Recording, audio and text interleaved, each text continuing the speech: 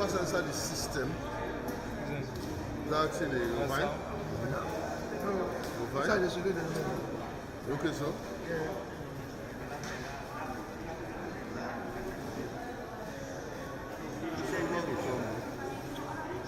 I don't work with that. Sorry. I have to screen here. I mean, use your screen. That's all man will do. At the center, you can be. That's what I asked them. Until they get. Oh, all man told me that's all. You go ahead. Which side? Let them be. No, then turn. One more turn. Which side? No? Yes, I don't see that.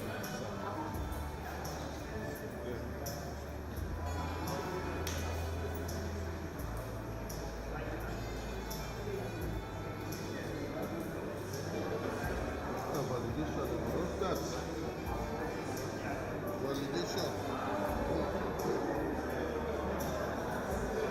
What's the statement?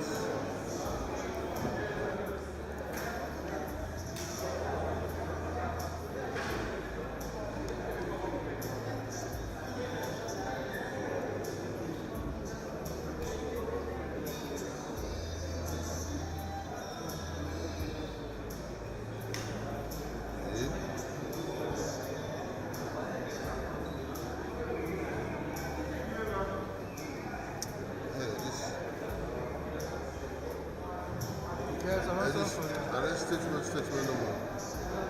I'll check. I'll check by the green or the orange.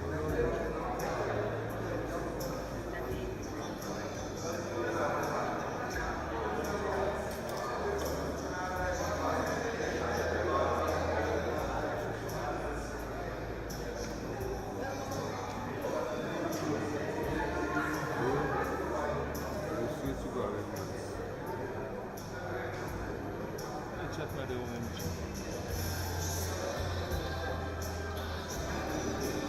You watch out the orange, yeah? Marker. This one. You know what I mean? I went to the road there at like. Yeah, watch out the orange.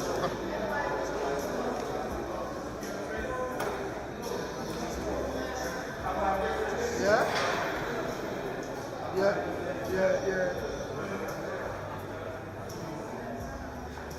Alright, I'll pause here.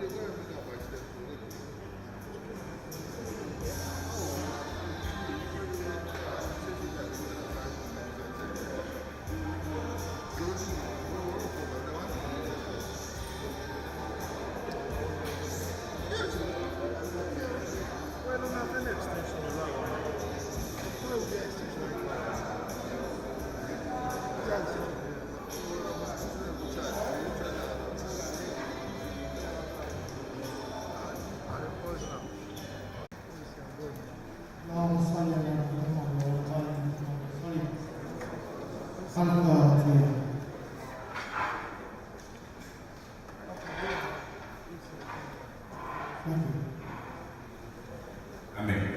Can we please have a question from the floor? Anybody? Oh, this. Okay. I forgot that the date of it is Reverend Chasmoni.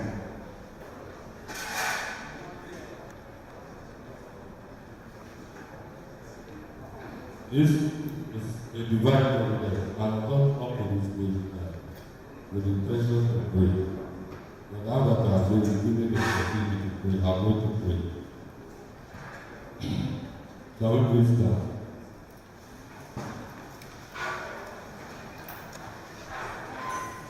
The Lord be with you. Heavenly Father, we thank you for this opportunity that you have given us. today. We thank you for the life of young people of this nation who are the engine for growth and development of this nation.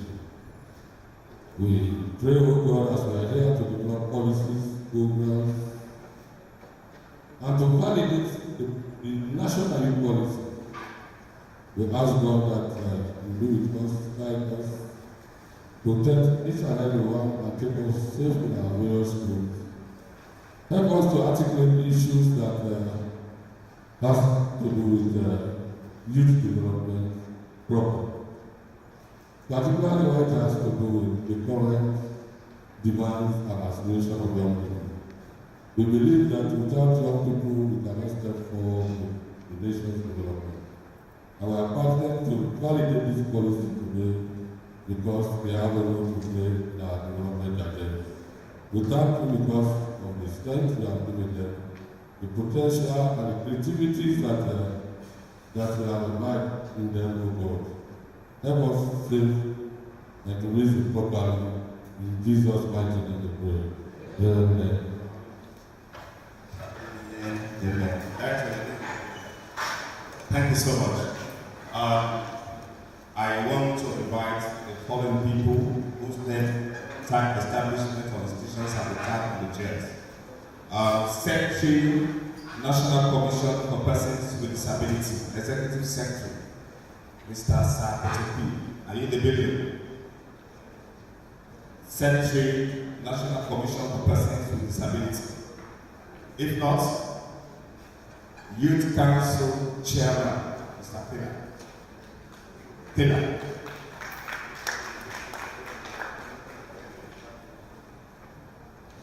Okay. The Executive President, Sierra Leone Association of Women in Journalism, Scholarwood, or representation. Is there anybody representing Scholarwood in the house? Okay.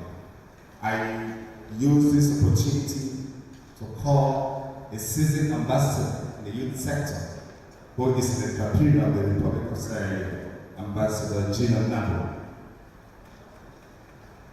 Is Ambassador Nabo in the house? Okay. Ladies and gentlemen, I call on the Honorable Minister of Youth Affairs, Honorable Mohammed Omar Bandora, to take the high title.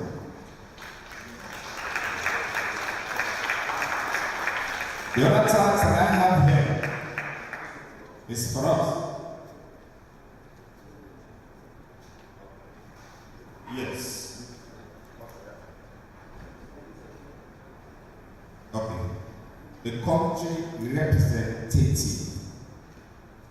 UNICEF, and country representative, Undp, or representative. Yes, yes. Okay. We need somebody to serve as a chair in this August occasion. Somebody has to steer the ship of this program. And that individual is to be introduced by somebody that knows him or her so much. On that note, I call on Madam Fantasy Wiz Kamara to do the introduction of who is going to be the chairperson for this August gathering.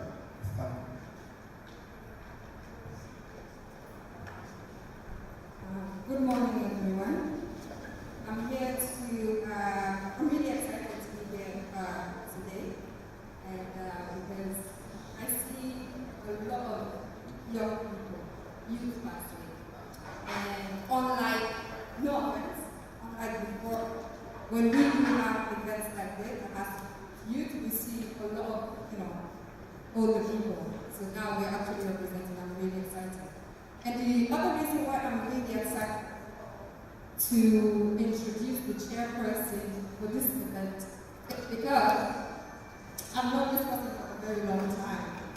And she is someone I would like to call frightened or a sister.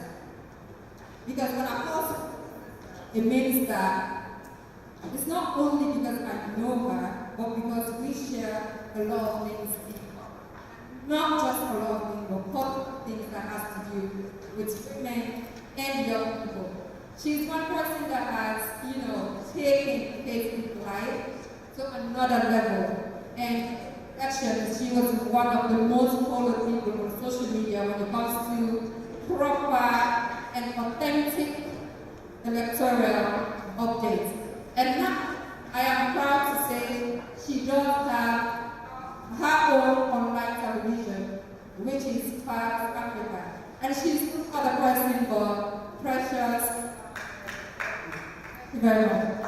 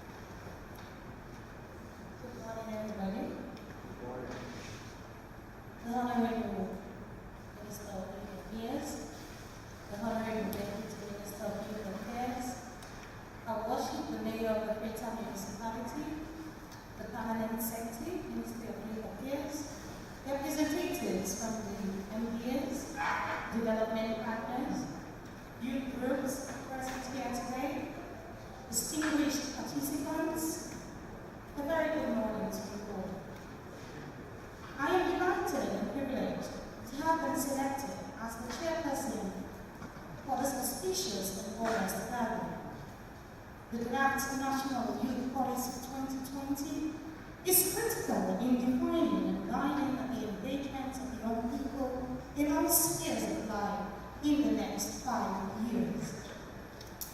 The central aim of this draft policy is to further bring government closer to the young people of this country who form a greater portion of the population.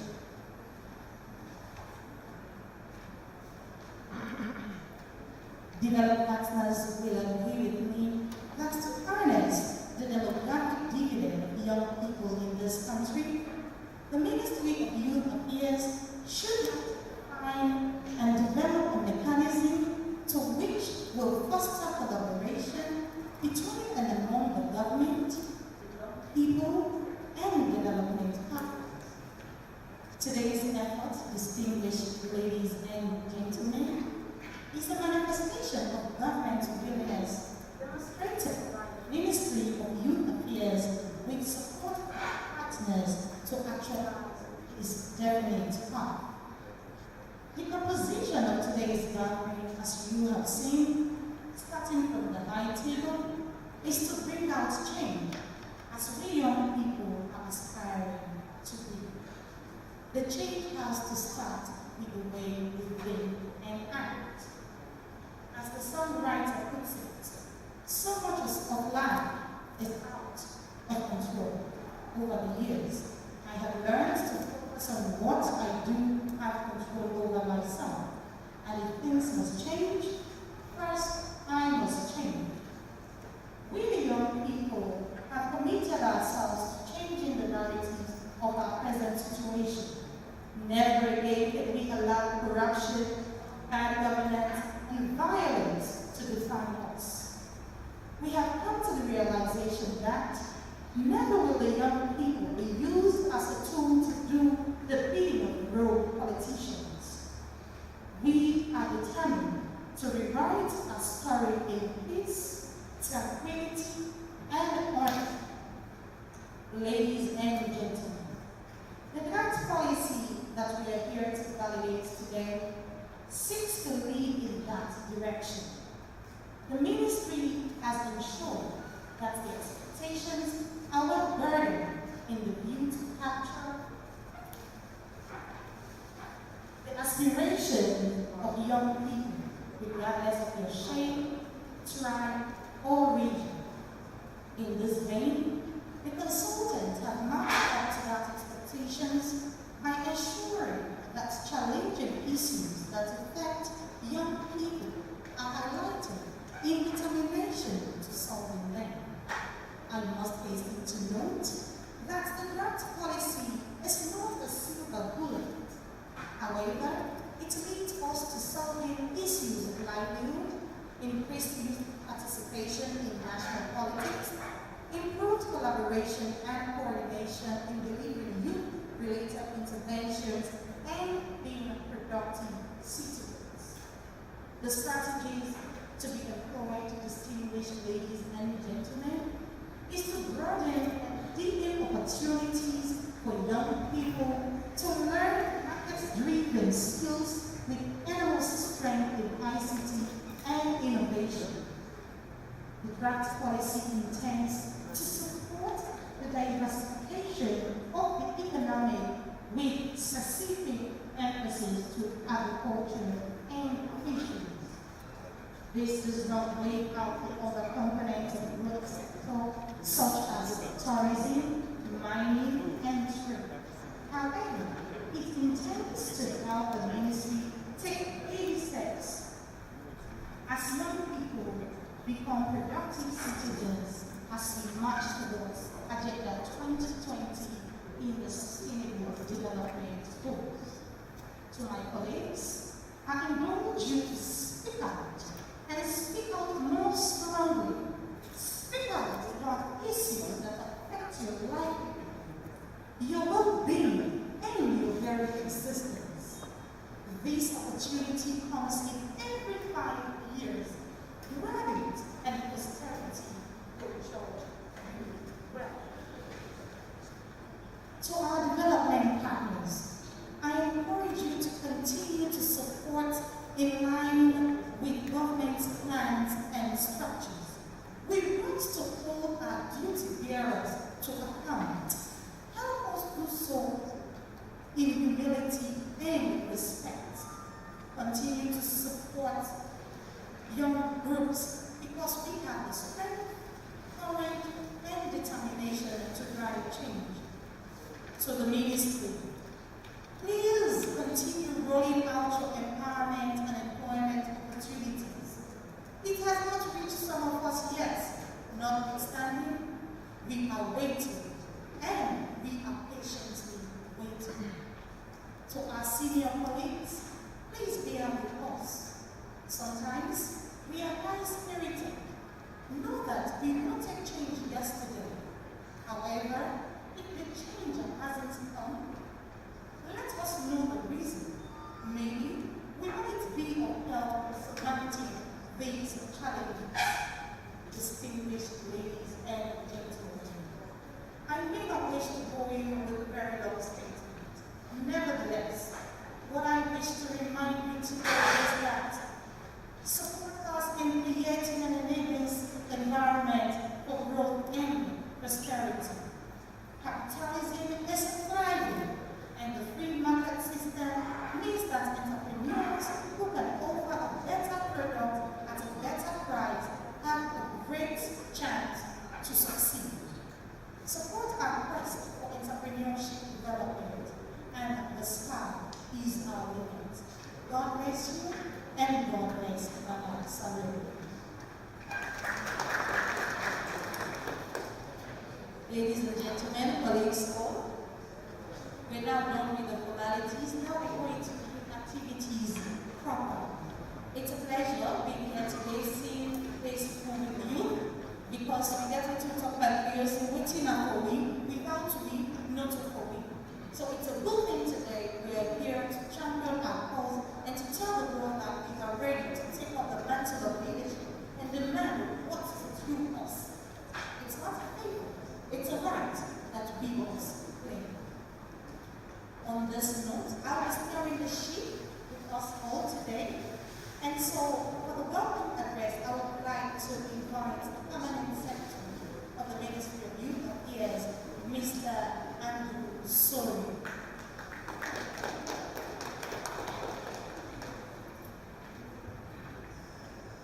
Thank you very much, Madam President. What an open statement. Now, I'll have to do some adjustment to my welcome address after listening to our fully developed, well-rounded opening statement. Madam Chair, Honorable Minister of Youth Affairs, Deputy Minister of Youth Affairs, members of the High Table,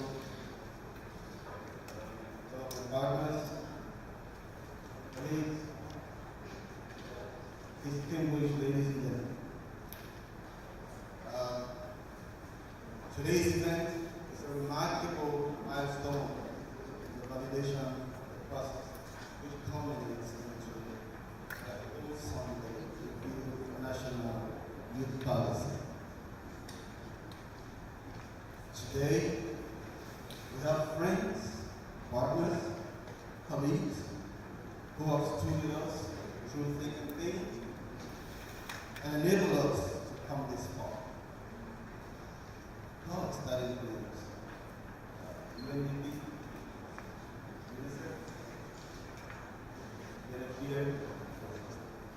BSO,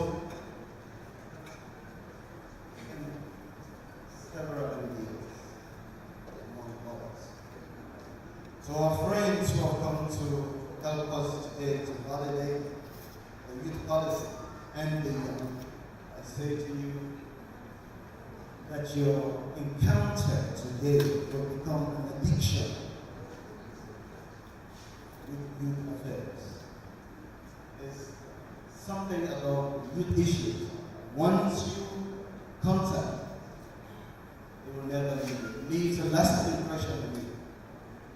And for some of you, that is what happened to you today.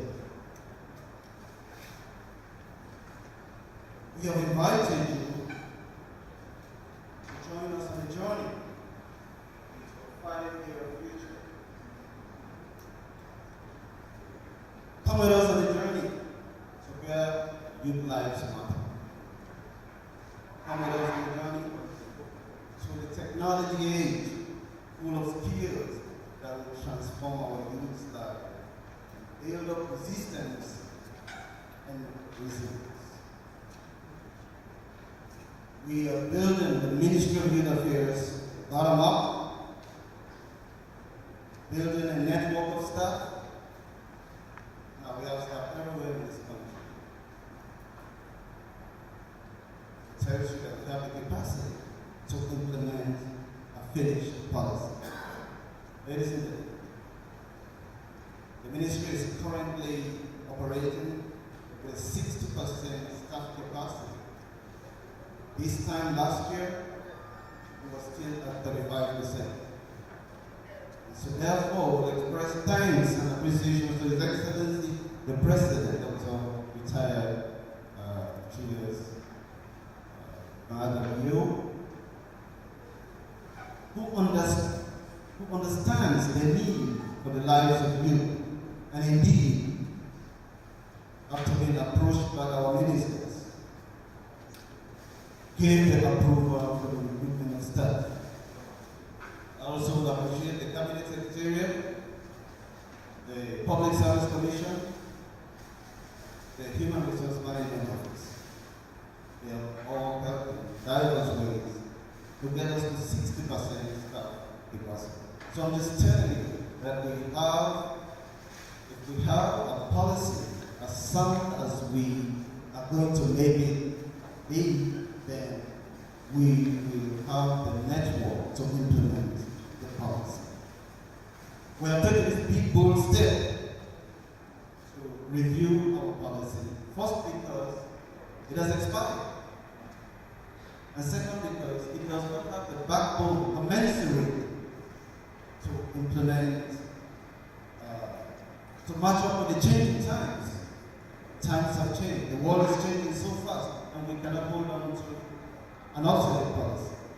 We want to take our youth to a technology age. We want them to become citizens of the new world. We welcome you to work with us today to construct a formidable policy that will stand the test of time. That will shepherd our youth into good citizens of the 21st century. Thank you for coming and contribute to the best of your ability to leave your own mark on the newest youth policy. Thank you. Thank you very much. To take up that we have from the permanent executive is that the ministry is ready. They have the structures already in place. So now, we as young people, should take the advantage of this golden opportunity. And also about technology aid. It's beautiful to see how this time around it went around with young people contributing in the process, okay? Like the use of social media, the use of the link that is there to make your input. So it shows indeed. It just endorses what the permanent secretary said that this age now, it's technology. So we the young people, we are the drivers of technology. And so we really took advantage of that. Now, we would like to get statements from youth groups. But before we do that, like I said, we are very energetic, so we tend sometimes, to go on and on and on. But for the sake of this program, we want to be succinct, because everything you represent here, you present here today, is going to be delivered to the ministry of the youth work on it. So please, I'll put your indulgence, you heads. When you come, you have only 2 minutes, and let us walk towards that. Thank you. I would like to first of all call a representative from the Youth Council to make a statement.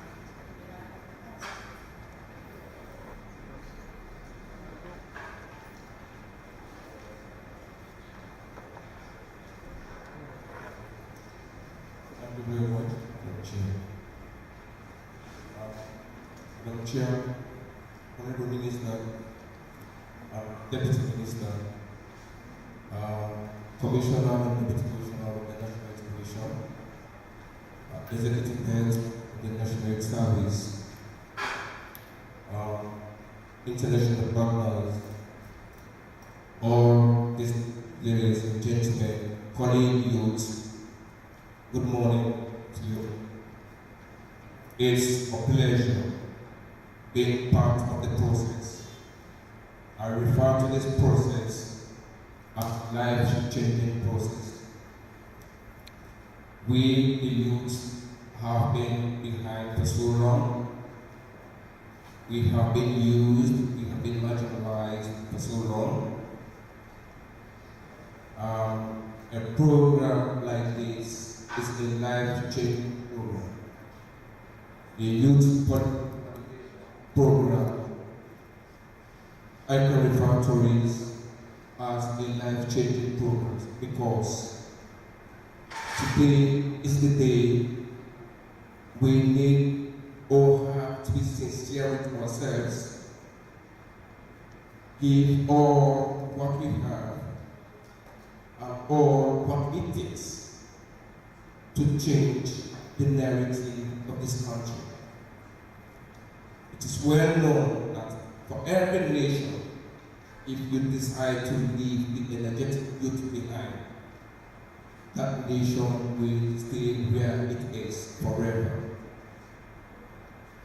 His Excellency the President deemed it necessary to prioritize the youth of this country based on the population of the youth of this country. We can make the change. We are the change makers. We are partners in development.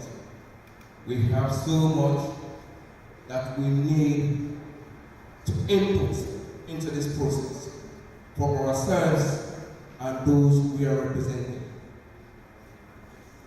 Our opposition peoples are here because of the time will not be that great. But we, as youth do hope and pray that our recommendations in this position papers are considered. And we'll be looking out for the final policy to see if our recommendations are there. We, as the council, will not be only following the position papers. We have various youth groups that have been engaging in youth activities and as well have been gathering information and things that have been affecting youth groups and youth in this country. So today is the day we need to make justice, to prove sincerity to ourselves in our beloved country by giving the Ministry of Youth Affairs, what we want and what we want the government to do for us. I do pray that we all are set to give our meaningful contributions to this program. I thank you all.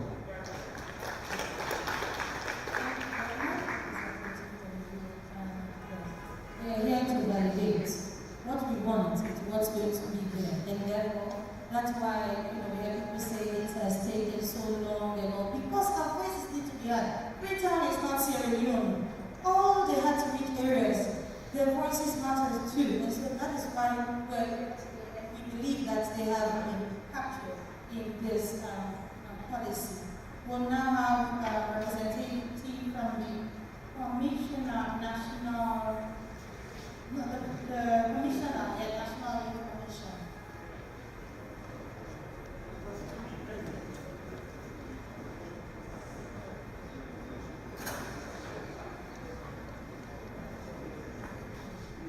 Can we get the President of the National Youth Commission? Coalition, the National Coalition. The National Youth Coalition.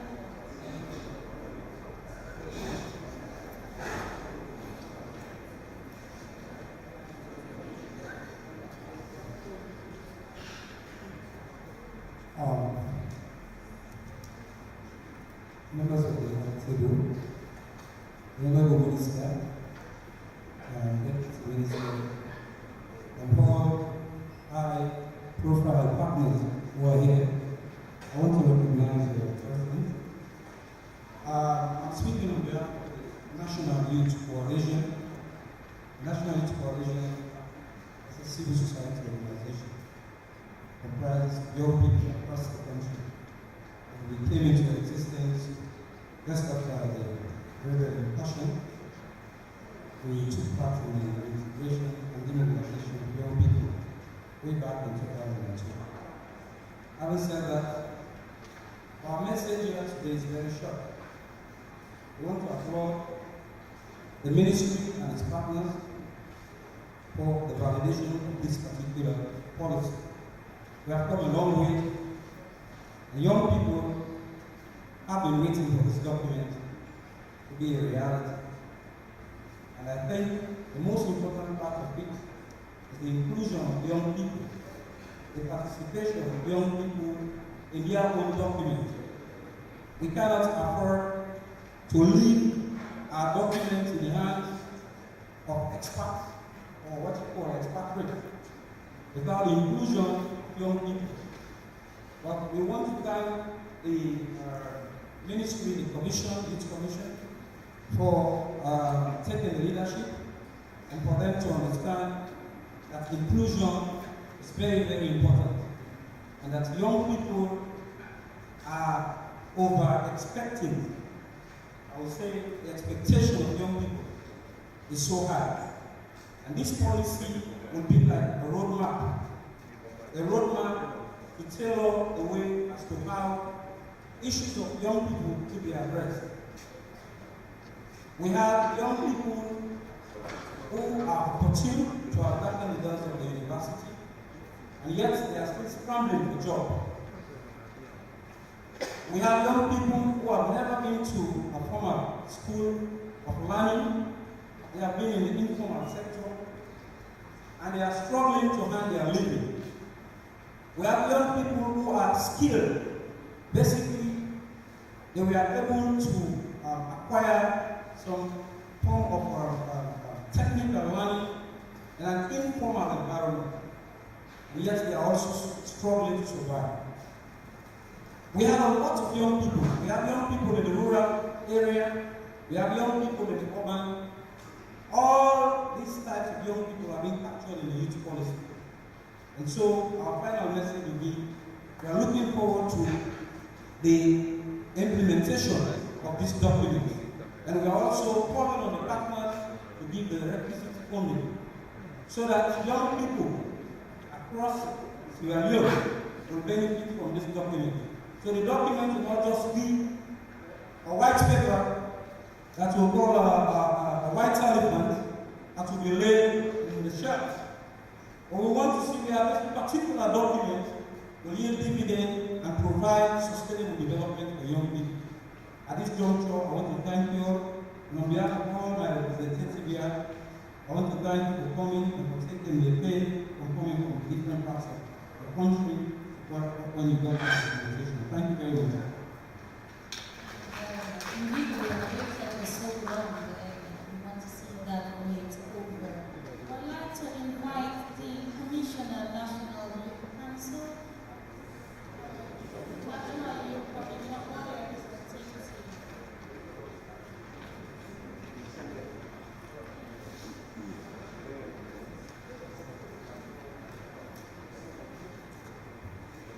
Honourable colleagues in the youth sector, development partners, and colleague youths, good morning.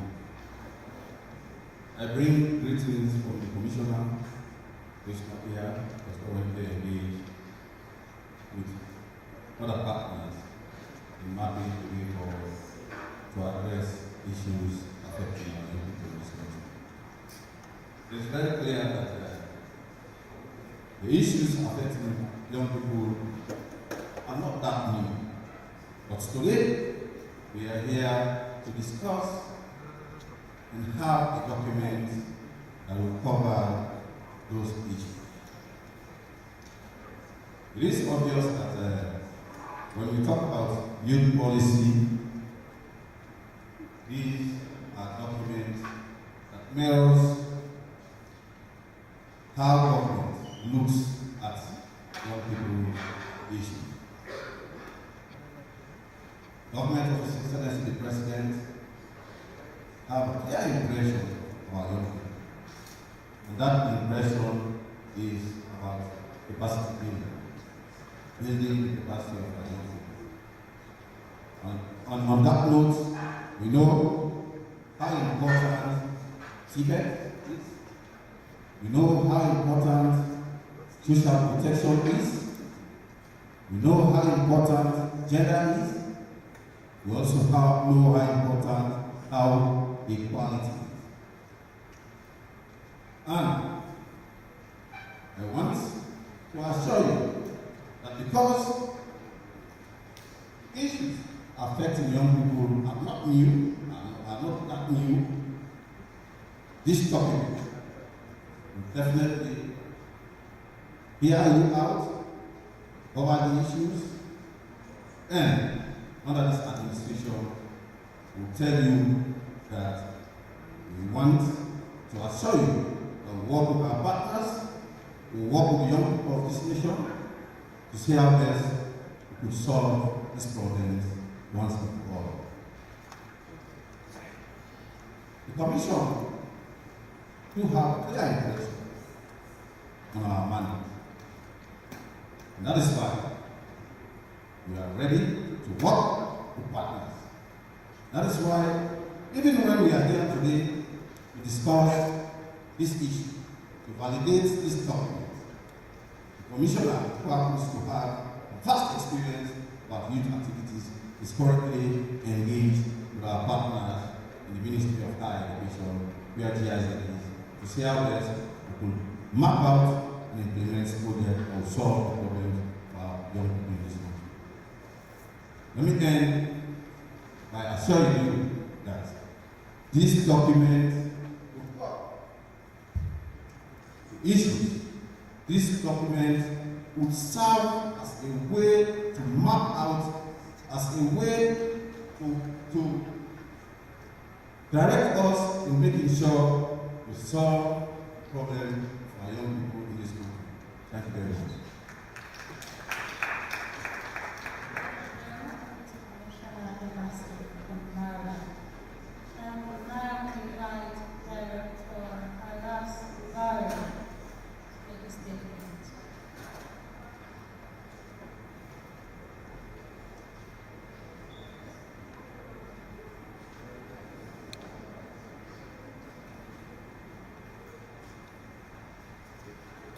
Thank you very much.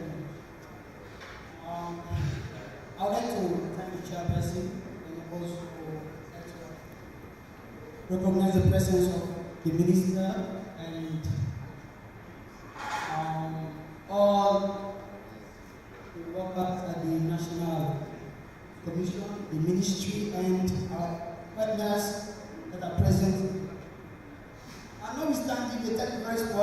implementation, but at least let me just the name of it, okay?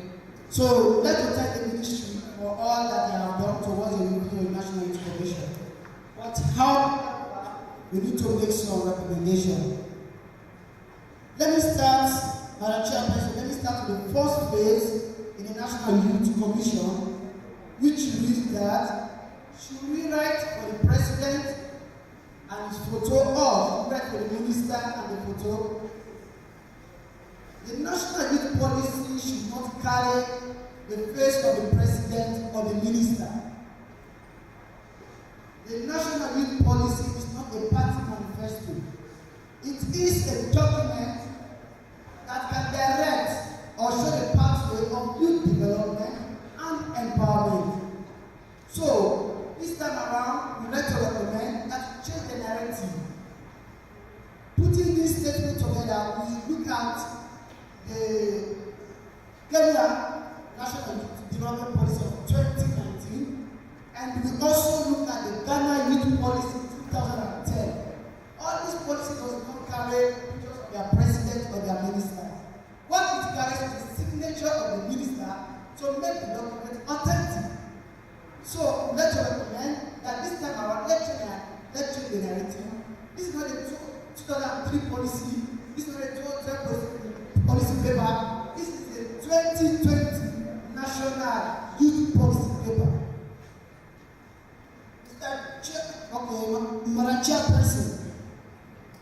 Madam Chairperson, the youth policy should not be time bound. When we look at the youth policy, we saw 2020 to 2025. Now, this is 2020 and we are now going to 2021. By 2021, we complete the review process. Then 2023, we'll be fighting for the general election. So we don't have proper time. We don't have proper time for the implementation process. So what we recommend is that we don't want this policy to be reviewed. Sorry, to be time bound. But notwithstanding, we want it to be reviewed on cluster basis. Now let's say for instance, let's review the policy based on the development of youth in the country. Over the years, we have achieved youth participation. That is why we are here. So now, instead of putting more money or hiring a consultant or the time it consumes, let them give the policy the time bound. Because 2025, we don't know if the president is going to be doing the election or if the minister will still be in that position. So what we advise is that let the policy not be time bound, but however it will be reviewed based on laws on how youth development is currently going. Also, Madam Chairperson, one of the major issues affecting youth in this country is employment and development. The educational system needs to be upgraded, including our developed institutions, to provide the adequate knowledge and skills that is available at the job market. Also, through a free private education, we are being empowered. We are now seeing young girls that are in university that have free tuition because they are in mathematics or chemistry or these technological areas. And also, we are seeing a very high increase of youth that are having this graduate age.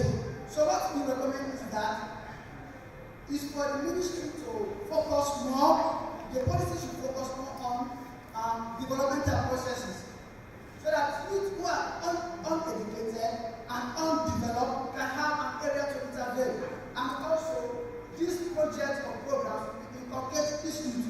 What we are saying that is we are moving, let's go to the fourth industrial system. Let's look at innovation, technology, creativity.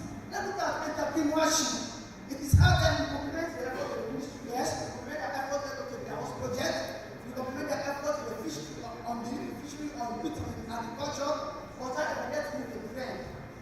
From this, let's go into technology, into innovation, and maybe still very sensitive. How can I say it?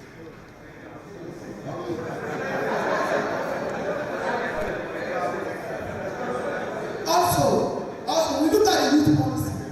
We review the youth policy. As I said earlier, we did a comparative analysis between the Sierra Leone youth policy, the Ghana youth policy, and the Kenya National Development Youth Policy. this policy, there are statistical numbers. But where or how does the ministry come to a conclusion of 30% quota or 40% of youth? There's no reference number. Are they using the UNDP data system, or are they using the census? No. So we need a policy to show us how they were able to get 46% of youth or 30% of youth. Because if I want to invest in, let's say, into agriculture, then we will have youth into agriculture. If I don't have partnership to support agriculture, then we say, this people should go to agriculture. So finally,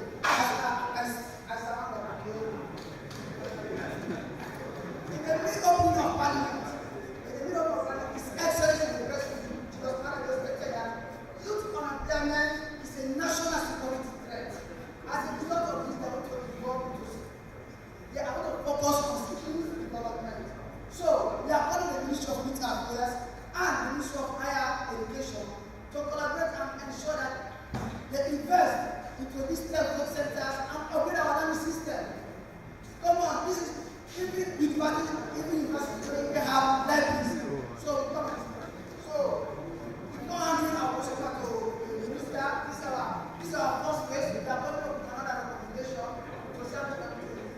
I would like to end by saying whatever we do here, posterity will judge us for. So let's come out clearly and look at our question. Thank you very much.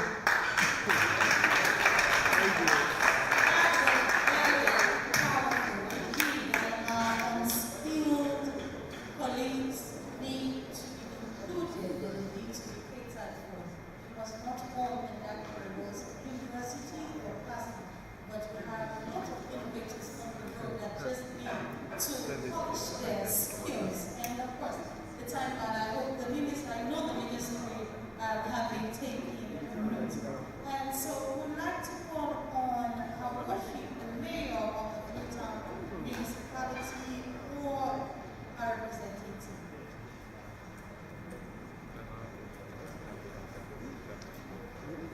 In the absence of our worship, we would like to call on for the Youth and Children Advocacy Network representative, Yaka.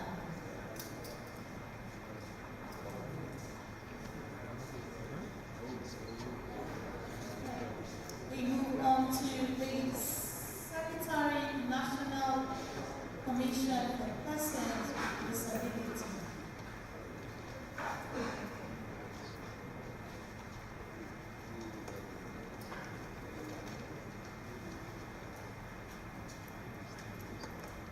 Good morning. I stand on the National Commission for Persons with Disability was set up by Parliament, and it is a specialized agency government to carry on disability issues. So for us as the Commission, we are happy that the youth policy is taking into consideration persons with disability.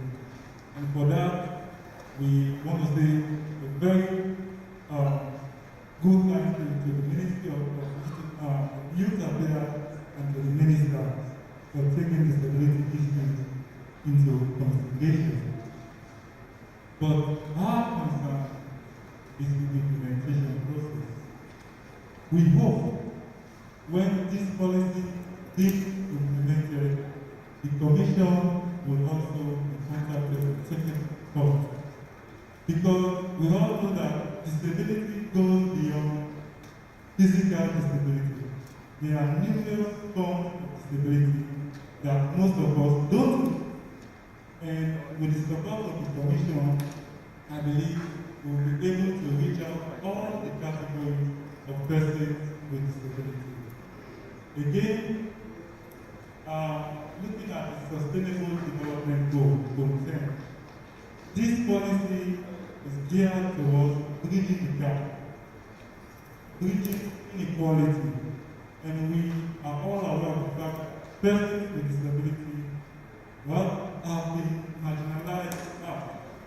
So for us to be part of this process, we are happy and we hope that the policy will stand the test of time. I thank you.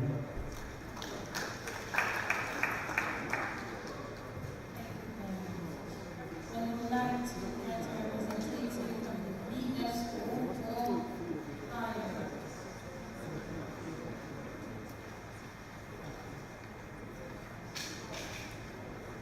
Thank you. Good morning.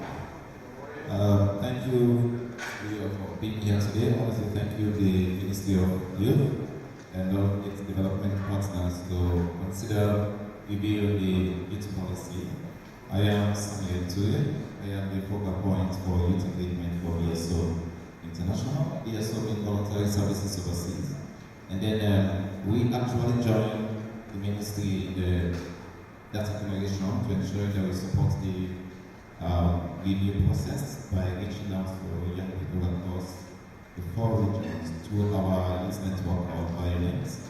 And for us in BSO, youth engagement is something very much paramount as it falls part of our program under our youth leadership. We use young people not just to handle issues concerning their own development, but are also issues that has to be part of social inclusion, accountability, and also leadership. So that's why we actually support a network called Violent, which is a group of volunteer organizations coming together, and then we are able to create a presence which we are established in the 4 regions. So we actually provided the support to them, be able to reach out to the dilapidated or hard to reach areas, youth who are most of the time not being included in issues concerning policy engagement or any other thing that has to do with their involvement. So we consider that particular area. We engage youths in the western area, northern region, southern region, and eastern region. We paint up questionnaire. Many of you, the ministry launched the app, which is the Kobo Collect, which some of us use to hear or see. So what we did is that we understand not very many young people can read. Some young people in hard-to-reach area do not even have a phone to access the app. So we have to consider, as part of our inclusion, to ensure that those young people, their voices and matters are going to capture them. So we have to empower our volunteers. They have to cross rivers. They have to go far distance to engage these youth, have their voices in the policy. And that is why I stand here very much confident to say that we can have a better policy documented this time. Because I feel a little bit fulfilled in that area. Having seen our volunteers, we're able to reach close to 19,000 youths in those 4 regions, not youths within the headquarters town alone, but youths who consider themselves to be left out. And for the very first time, they see themselves involved in the kind of document and a questionnaire which we consider to be so inclusive and well structured that we use to gather the voices of young people to bring it to this policy document. So it's something which BSO will actually prioritize it. And speaking on behalf of the country director, I can simply tell you that our support to the policy work will not just end in terms of data generation, but work kitting from learning from the previous youth policy, where it's only 3 of us can articulate or even know about there was a policy. Many of you here, young people, you cannot exactly tell whether you had policy before. So with this one, we want to ensure that after this validation, we want to engage further to ensure that the policy, we have a policy that every young people will be able to understand and articulate what is in that policy. At the end of the day, we can be able to use the policy to ask government questions regarding commitment that has been made in those policy documents. So on behalf of BSO, we are very much proud to be part of the process, and we will continue to support the process, especially in popularizing this document to every young people and understand that this policy and this is what the government has said, this is what we should do together. I wish us all a very fruitful and very much document that we all appreciate. Thank you so much.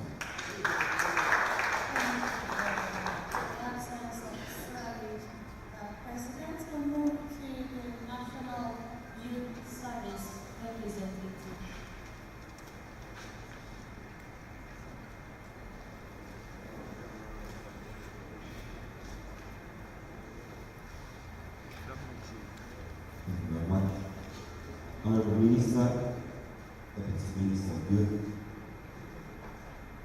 development partners, colleagues in the youth sector, ladies and gentlemen, good morning. I want to use this opportunity on behalf of the National Youth Service to thank the consultant and his team for putting together a document that speaks history for the young people of this country. I am sure this is one document that will obviously go through the test of time, taking into consideration the process it has taken to get us to this level. Let me also thank the ministry for taking the bold step in accepting to review this document.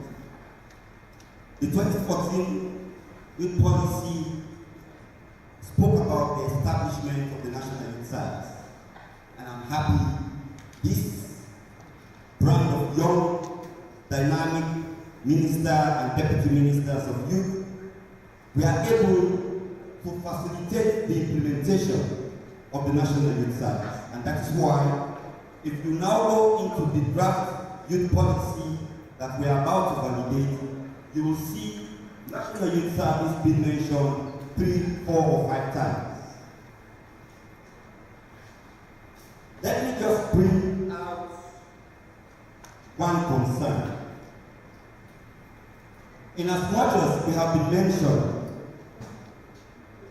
in transforming from primary, secondary to university, in as much as we have also been mentioned in upgrading and giving opportunities to people with disability and gender, we also want to see our mention names in 5.3.3, 5.3.3, patriotism, volunteerism, national cohesion, and civic friendship.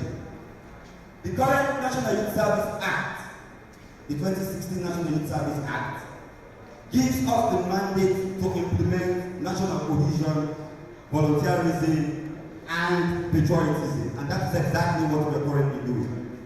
We are recruiting graduates, we are taking them off their comfort zones, we are sending them to districts where they were not born, and that to us is helping to create patriotism and national cohesion. So we want to see ourselves in that cluster too.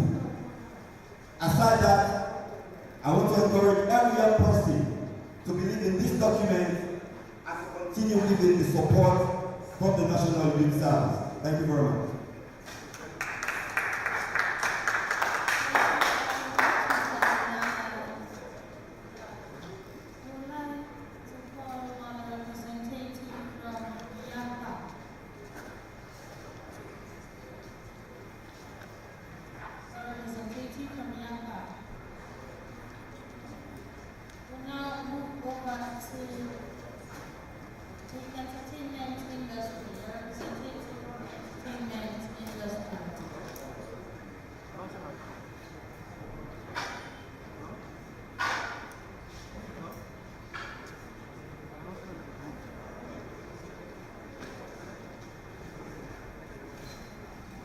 Thank you.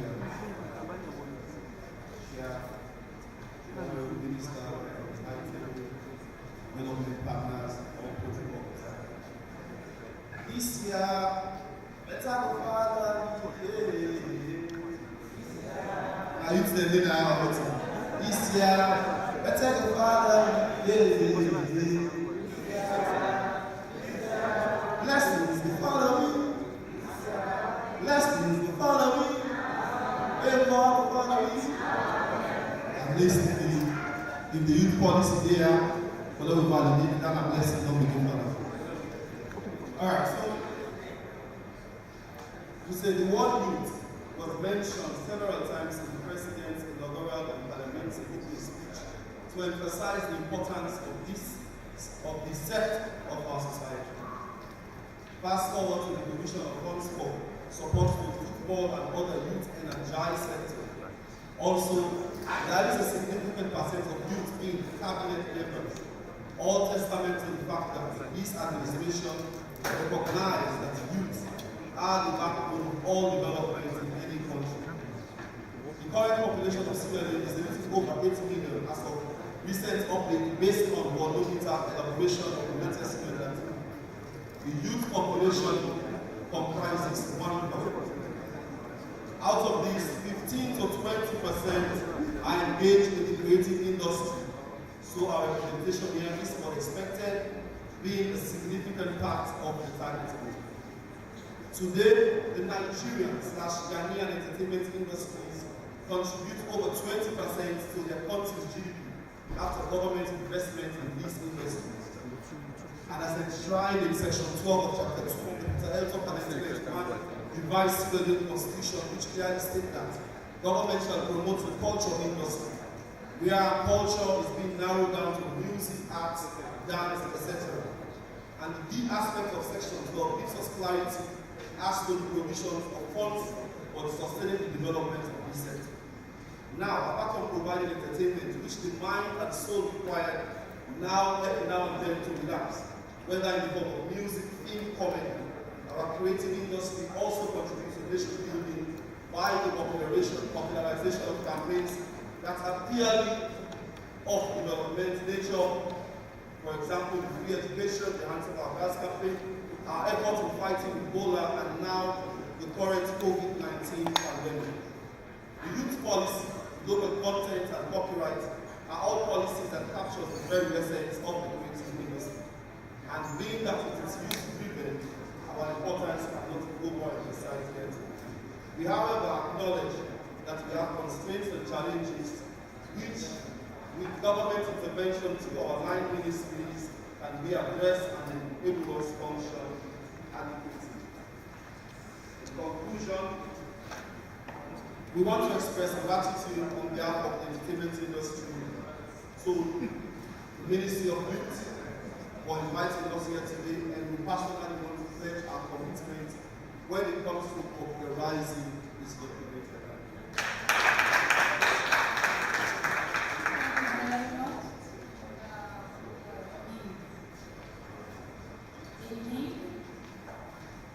You become more interested in movies, in music, when you see young people, because we have the energy, we have the tenacity, and we have the force in the entertainment industry.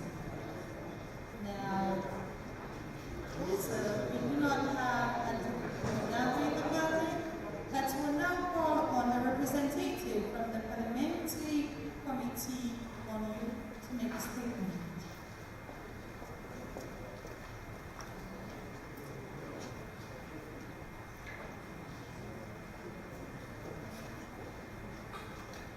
Thank you very much, Madam.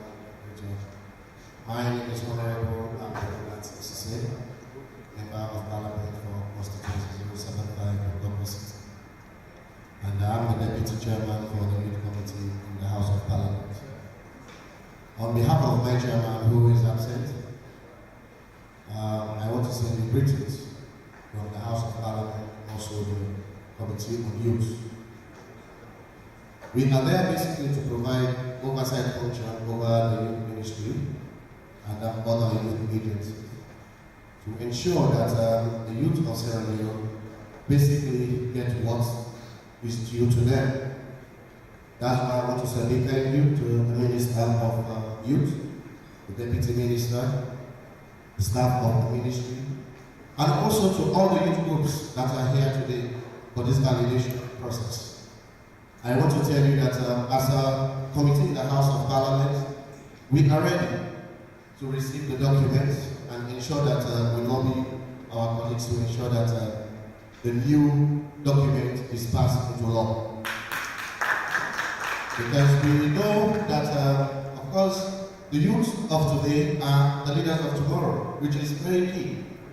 If you can see, I'm a youth.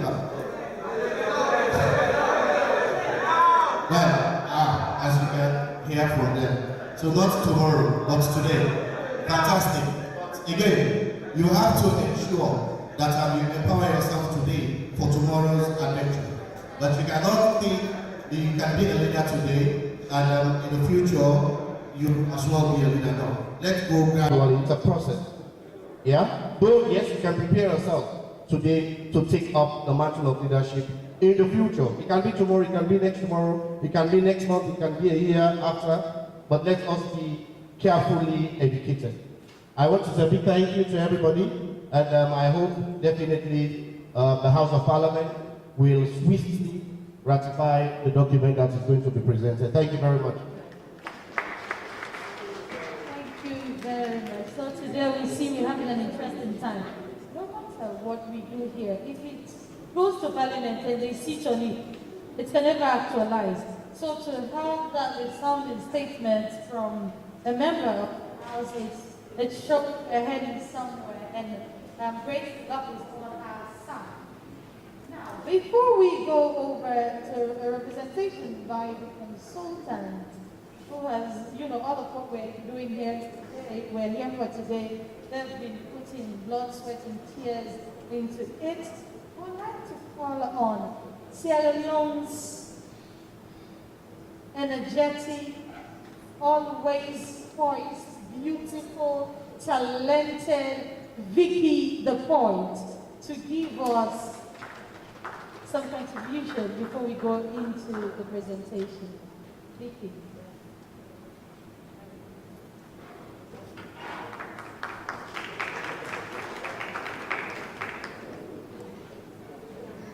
Good morning, everybody. Some of you know me as Vicky the Point. Well, the keys to open the vault of transformation lies in the hands of our youth. And the name of that key is called patriotism. Therefore, I will be performing a poem that I title The Voice of a Patriot. So sit, relax, and enjoy, and listen as I give you. Patriotism. It has no room for nepotism. It does not tolerate tribalism. Patriotism is nationalism. It is like the sun. It brightens our day. Like the moon, it lightens our night. Patriotism gives sight to our insight. Being patriotic is to be optimistic.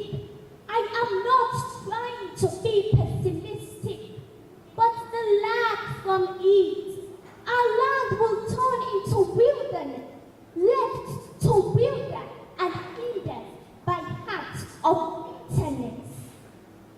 Patriotism is to give in your soul towards nation building, and please be bothered to appreciate the work of thy brothers. Show love not only to your mother, but also to others.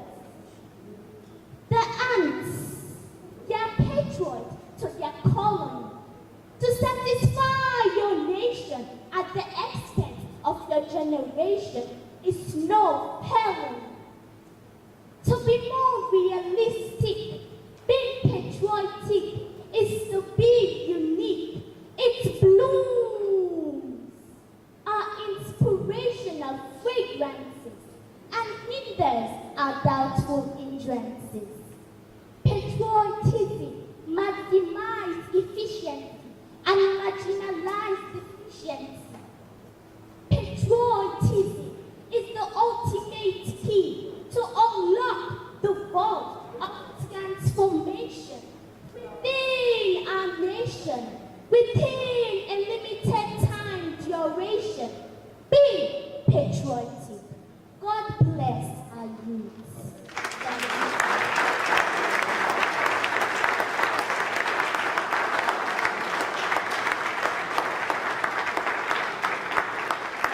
This tells you what we young people can do. Thank you, Vicky. Thank you for sounding our voice. I just made to understand that Yakan, a representative from Yakan is here. So immediately after Yakan, the next person you will hear will not be me, but Chernoba Siba, who is the consultant who will take us through what he has proposed. A representative from Yakan.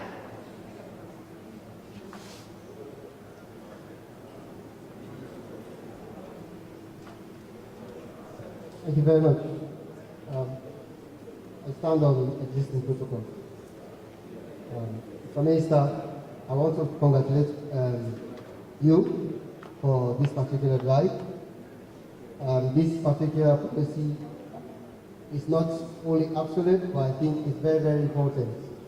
And on behalf of Yakan, I want to say we are looking forward to what the consultant is going to put before us, and we will ensure that we do justice to the process.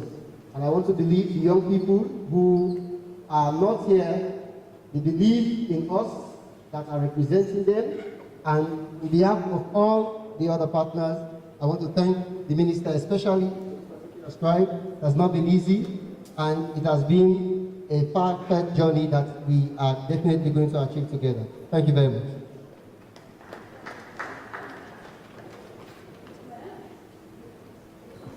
Still here. We want to take 1 minute as the technical people want to switch over. So we ask for 1 minute.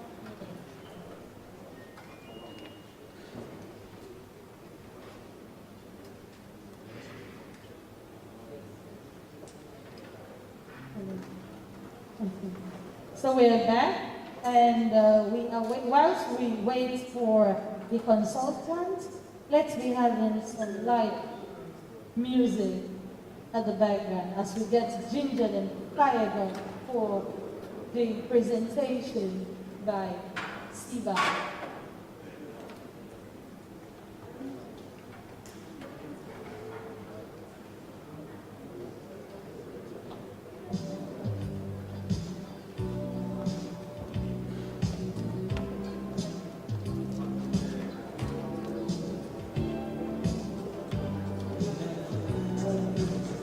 Can I ask the technical person from the Ministry of Youth Affairs to come here, please? The person managing this to help us.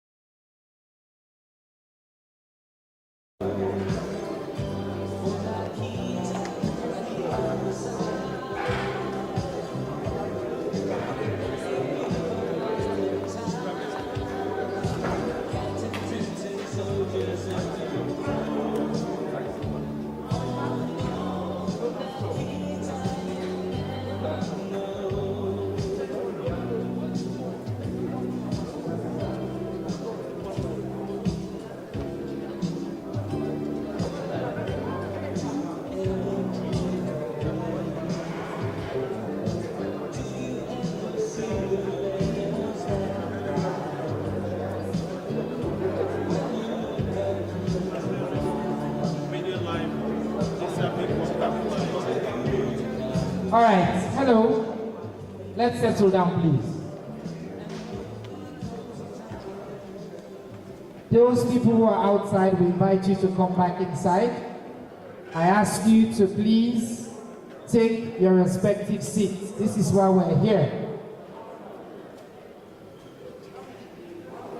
We are going to present the draft revised National Youth Policy for 2020 to 2025.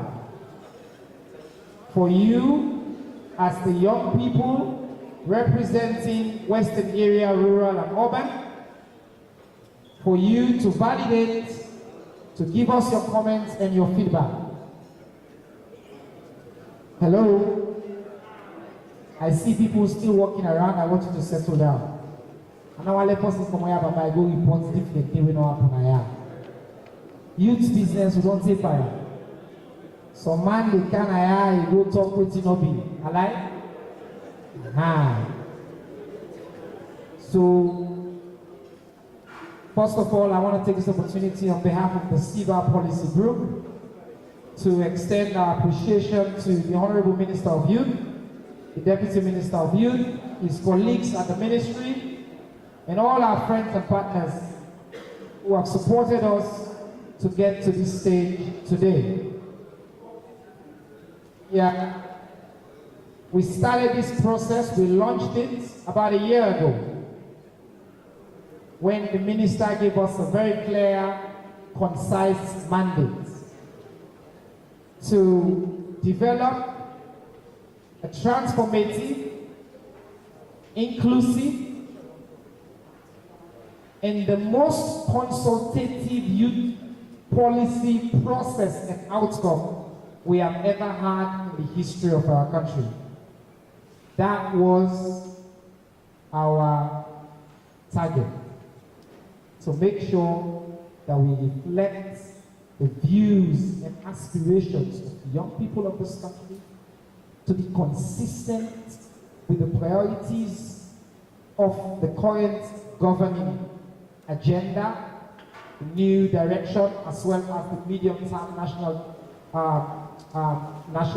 long-term development and medium-term development goals for our country, and to be consistent with international documents vis-a-vis the United Nations Youth Strategy.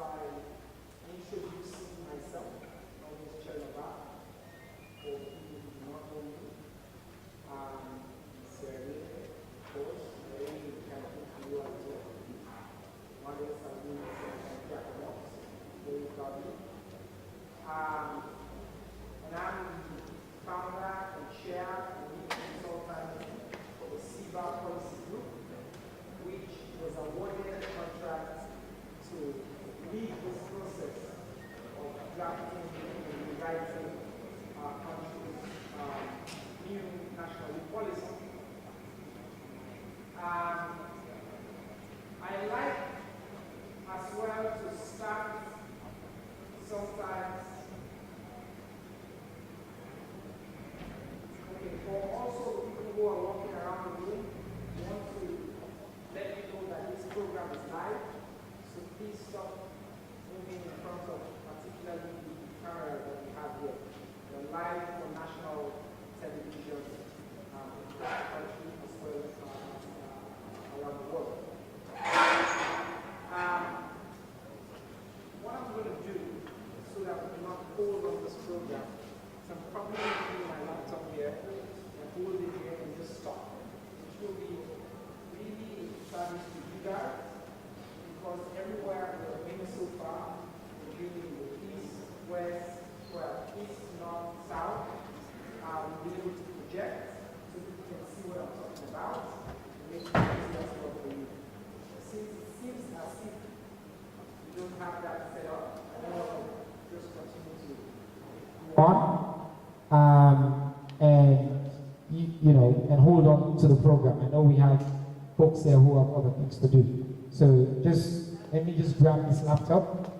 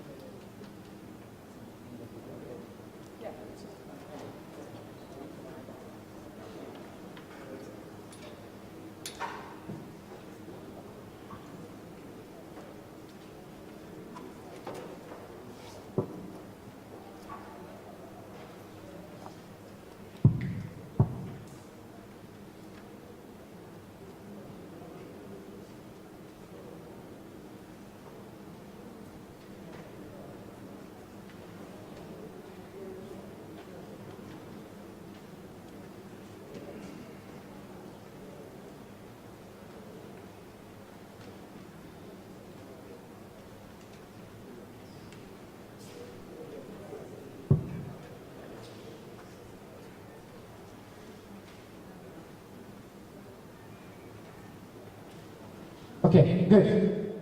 For those of you who know me as well, you know I'm a proud member of the Radicals Club, and we say we do it anyhow. What does Nana? See?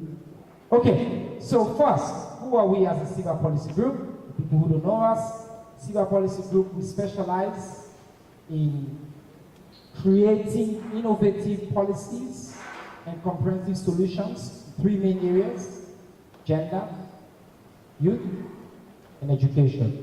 That's the expertise we bring to this process. As the lead consultant, I like to introduce myself to people properly, because there are some social media posts about how they don't give youth policy process to person win a girl champion when sabi for youth. There were some insinuations. So I like to just clarify that. My background, my experience is in youth policy. I wrote my master's thesis on youth policy. I was born and grew up here in Sierra Leone, attended Kaneke School, Bishop Crowder, and Albert Academy, where I was senior prefect, and founder and first president for Children's Forum Network Salon. All my way to CFN, no, I was the founder and the first president. And then, after CFN, I became, as you know, as well, the leader of the first Sierra Leone National Youth Parliament that was held here, and I was sent to represent Sierra Leone at the African Youth Parliament in Kenya, where I was elected as the leader of the West African Youth Parliament. I traveled across most of the sub-region, engaged in youth policy, and when I graduated from Frabe College, where again, brilliant. Next slide. Thank you. Where again, I was a student leader at the university, engaged in fighting for youth issues and student issues.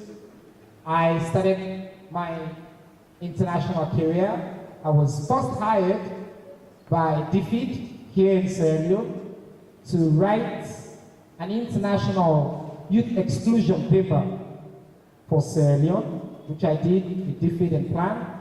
And then I left Sierra Leone and went to New York, where I worked for the United Nations. First, writing the global Grasham Marshall review reports. I wrote the youth reports and presented it at the UN General Assembly on the impact of armed conflict, particularly on children and youth. That was where my international career started. In New York, from New York, I traveled a lot around the world writing that report, and we did a video about it. You can check it online, it's there. And then I was assigned to Liberia, where I was head of UN youth programs. And I was part of the team that wrote Liberia's last national youth policy. After that, I continued to do a lot of work around the world on education and gender, and I went back to grad school, as I've said, wrote my thesis on it, and I've been appointed twice by the UN Secretary General. One, as an expert advisor to the Security Council on Youth, Peace and Security. I was one of 12 advisors that were at the world, and I was a co-writer of the big reports to the Security Council that's the basis of a major Security Council resolution. And of course, last year, I was part of the team that wrote the global UN Youth Strategy, and I chaired the presentation of that youth strategy at the UN General Assembly 2 years ago. The reason I say all that is not to beat my chest, is to assure you that my team, and I didn't write this alone, and I were giving this based on merit. We applied, we were interviewed, and we went and we won. And in fact, I said in McKinney, when somebody asked, I said, find me a Sierra Leonean that has superior experience to me on this issue. If you find me that Sierra Leonean, you tell me who that Sierra Leonean is, because I'm not saying I'm superior to every Sierra Leonean subject, but I will claim that there's no Sierra Leonean superior to me on this subject. Understand? Okay. Next. Next slide, please. I've mentioned what the mandate was. I just want to talk about quickly what the process we went through. Our ambition for this was to get a process and an outcome that would be credible, reliable, inclusive, newsy, and disruptive. And you will see how all of these things come to light in a minute. We were intentional about making sure that this new youth policy not going to become youth policy and then you yawn. Within the day.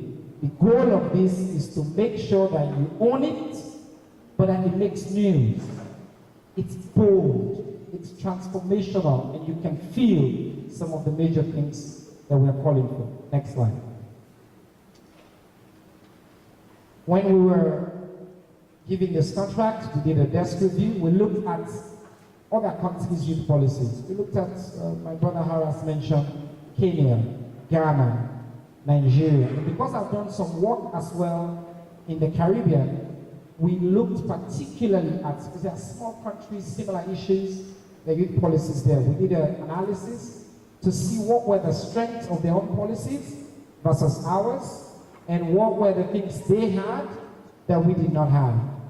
And we looked and reviewed the last youth policy. By the way, we asked young people in some of the studies that we've done, I'm going to mention, if they even heard about the last Salon National Youth Policy. 80% of young people who took part in these polls said they don't want to hear about and say, talk less of the people who felt like they contributed to it. So we were starting from a baseline of young people feeling like, hey, youth policy not to win business, we don't know about that. So that's where we started. The next thing we recommended to the Honorable Minister, which he led on, was to appoint an expert advisory panel. And I want to acknowledge the presence of two of our expert advisors who are in this room. Fantasy Wiz Kamara, who represented the entertainment industry. Shall we please give her a round of applause?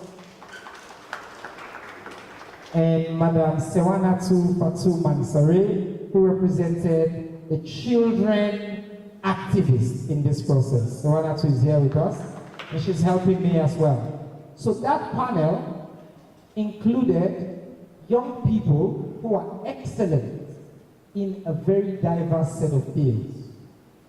We had a medical doctor, we had a lawyer, we had people representing entertainment, we had people representing education experts, a revived education expert. We had somebody representing farmers, we had somebody representing the cliques, we had people representing people with disabilities. It was a very inclusive panel and reflected young people from all over this country. And their role has been throughout this process to serve as the backstop, the technical head, who come up with small ideas. They check the idea. And they use their own expertise, their background in their own fields, and say, that idea didn't work, or this is how this idea would be better. So the expert advisors were critical throughout this process.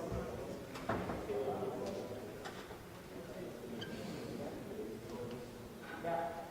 And then, again, as I said, this honorable minister said, we did not only want to see an inclusive policy, he wanted the inclusive process to be visibly inclusive. So you know, sometimes you say, oh, we'll do consultation. No, so no. What we foresee actually. So right now, what we want to be back to UNICEF, we partnered using the UNICEF U-Report platform. They have over 160,000 people on that platform. And through that platform, we put out a questionnaire. Over 15,000 young people, every single district, participated in that process and give their opinion on a wide set of issues we for inside the youth policy. Age, what do they think, what are the critical issues, what are the solutions, how can we make the structures, the institutions better. We didn't stop there. We partnered with Samuel's group, VSIO and VSO, with their support, thank you for that. And they went around the country talking to over 20,000 young people in every single corner of this country. So the one way they always say, this time, you know, we're not talking to we. We wanted an inclusive process. We will come to una get the loudest voice. But this policy wanted to be different. We said, let's go across the country and talk to every young person that we can find. And so we're very proud. We challenge anybody to come up with the contrary data. Through this process, we have talked to more young people than any youth policy in the history of this country has engaged young people. We have done that with this process. We have engaged over 35,000 young people directly from the beginning of this process until where we are today. We also did in-person consultations in the beginning in every single region of this country, bringing forward from every chiefdom, every district, the youth leaders, and a very diverse set of young people to feed into this process. The reason we say this is because for youth issues, it's not just products that's important, process is important. So you can understand that is not to see Bagos go inside a room, he writes down, and the honorable minister. No, it was an inclusive process, experts, young people, and you will see and hear their views in the outcome. And of course, we drafted and now we're in the review process. Next. This is just a brief of the outline in what is currently in the policy. It's just a summary of the outline. You'll see, and we'll go into the top line of these quickly because we're going to do some group work afterwards. Let's go to the next one. So, first, substantive parts of what is in the new, again, draft. It's not a final document. Some people already know the report say, the new youth policy don't do this. No. It's in a draft. When they say something like that means they're not completed. So you still have an opportunity to make input for us to make it better. So we can all be proud of it. Yeah? But be mindful that your voice is not the only voice. This is the problem sometimes in our industry. Some youth leaders who have big platforms, big voice, believe say where you talk no man, how will take right. No mean so. Where you talk, other people can say don't talk. The ministry get all the notes. We get all the notes. We combine all landing. We fail the sense. We look at the data, we look at other places, yeah? So just so you know. This is the summary of the critical issues we identified after this exhaustive consultative process. When we talk to young people, what are the major issues they want to face? I want you to remember this because if we're missing something, I want you to tell us. If you think there's a critical issue we're not in at this list, the purpose of today, number one, I follow you to tell we say, Cherry or Siba, when I don't miss some major things there. And we will gladly include those major things if they are not here. I should also say, a youth policy is not necessarily a shopping list. Not to all the problems for today now. We get for summarize, because if Nadal they put lights on, you see almost 10 lights don't go to the nose. All the problems alone. We can't include all the youth problems. We're going to include the major ones that young people believe are the drivers of the challenges that they face. Yeah? So we have summarized it here. Access to livelihood opportunities. Livelihood opportunities, for work and money, you know, whether like industry day or any kind of way you want for people forget that. Education and training opportunities. And I'll talk a little bit more about this in a minute. Marginalization and infantilization of youth. We in a small bubble, not talk in a small girl. If I in a girl picking come on, it's a major problem. Multiple gendered violence and discrimination against female youth. you will see that this youth policy, and you will not be surprised that it will be the most inclusive we have had on gender. And some people are not going to be happy with it. But I'm telling you, we are going to, with the provisions we have made here, based on the diagnosis, are going to go directly on making sure we can make the youth sector more gender friendly and gender inclusive, yeah? Youth-related violence, I don't need to tell you about that, huh? We all know. Lack of trust and confidence in socio-economic and political systems, limited involvement of youth in policy discussions and development. Huh? Young people are not involved in policy, we talk about that a lot. Substance abuse. You know, we've had a lot about the drug problem in our country now, particularly of young people of certain socio-economic status. A lot of people wanted to talk about erosion of family and community values and norms. Eh? We are each other's keeper. Eh? We used to be one family. It doesn't matter where you are, who you are, we bonded. That sense of also patriotism, love for our country and things like that. Decline in sports and activities, youth and information and communications technology. So these are the major issues we identified. Let's go to the next one. The vision of the youth policy, the new policy is very clear, it's straightforward. I'll just read it. A society, a Salon society, where young people are realizing their potential and contributing to the social, political, and economic growth of the country through skills, creativity, civic friendship, and patriotism. So thank you very much to Vicky there for her patriotism piece. And the goal is to empower young people, youth, with a special emphasis on young women, youth with disabilities, and other marginalized groups to be key players in their own well-being and the social, political, and economic development of their countries as a whole. That's the goal. If we're not achieving that, we're failing. Next. I want you to pay attention to this.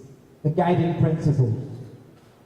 Every solid policy document must be guided by certain core principles by which everything now I will talk about after this, they have to meet this standard. Everything within the youth sector in the next 5 years, they have to be encapsulated by these principles. And what are the principles? Very straightforward. Access. Most important thing is to remove barriers, spread the knowledge and information about opportunities for youth, and support youth to utilize all opportunities that are meant for young people in their community. So provide access to tangible things for real youth in real time in their communities. The second guiding principle is inclusivity. If we have access, if we have an event and there are 6 speakers, and 5 of them are young men, then we will not have met the principle. If we have an event of 10, and all 10 speakers, none of them have or reflect any youth with disability or the diversity of our country, then we will not have met our goal. So within this principle, we make a priority, an affirmative action priority of inclusivity. Not just the inclusion of youth, because for the general youth activist community, what's your mandate? They say you're glad. No. We're not just talking about inclusion, but an equitable and fair reflection of the internal diversity of young people across the pillars of the policy. Internal diversity. So what does that mean? Even youth groups, we get diversity of voices. No, so we get representing the youth with disability. We get female youth who are oftentimes completely neglected. We get youth in rural areas. So when they say youth activism, we will fit or we get loud voice. So we want to make sure, going forward, every opportunity, every appointment, every structure within the youth sector asks this question: does it reflect internal diversity of the young people of Salone? If it does not, then we are failing. And then the most important one at the end of the day is impact. Programs must noticeably and positively change the lives of youth they are targeting, and there must exist in place means to verify impact. Monitoring and evaluation is key to this. And young people will be the ones who verify impact. You just get some kind NGO come out through you can say, oh, this youth program, what they do, you don't change 10,000 youths their life. I remember Animals Music saying, I was there, last album. Say, oh, all them they say they don't do 10,000 youths, 20,000 youths, but all day. What are other youths that they won't really see them? Eh? So we are going to focus on that. Young people have to be the driving voices of this. All right, I'll skip this. Next. You can read about this. First controversial point, and this has been one of the most controversial so far. In fact, some man don't hear about waiting inside the police who they upline. You don't begin to call me. I'm not doing what's I'm not doing. But he calm down, youths on the calm, eh? Who is the youth in Salone? Now, this is a proposal, eh? Proposal. I'm going to read this because it's long small, but I'm reading it. Yeah? For the purpose of this policy, we propose a definition of youth or young person as someone between the age 15 and age 29. Eh? Why? It mirrors the approach taken in other African countries. Many African countries have updated now. And it reflects the reality of life in Sierra Leone. While the age of 24 will be too young an age limit, for those who don't know, in the UN, youth is 15 to 24, that's the official definition. We think that's too young for us. 34 is equally too old. Only 3% of Sierra Leoneans aged 30 to 34 are looking for a job for the first time. Just 17% of young people aged 30 to 34 have never been married, compared to a third of people aged between 25 and 29. Less than 4% of women aged 30 to 34 have never given birth, compared to just under 8% between 25 and 29. This provides an indication that the transition to adulthood and independence, the defining characteristics of youth, has for most people taken place by the time they reach age 30. The 15 to 29 age bracket, therefore, best captures the period when most people are moving from childhood into adulthood. Okay? That's the argument we have laid out in the document. We've laid it out very clearly.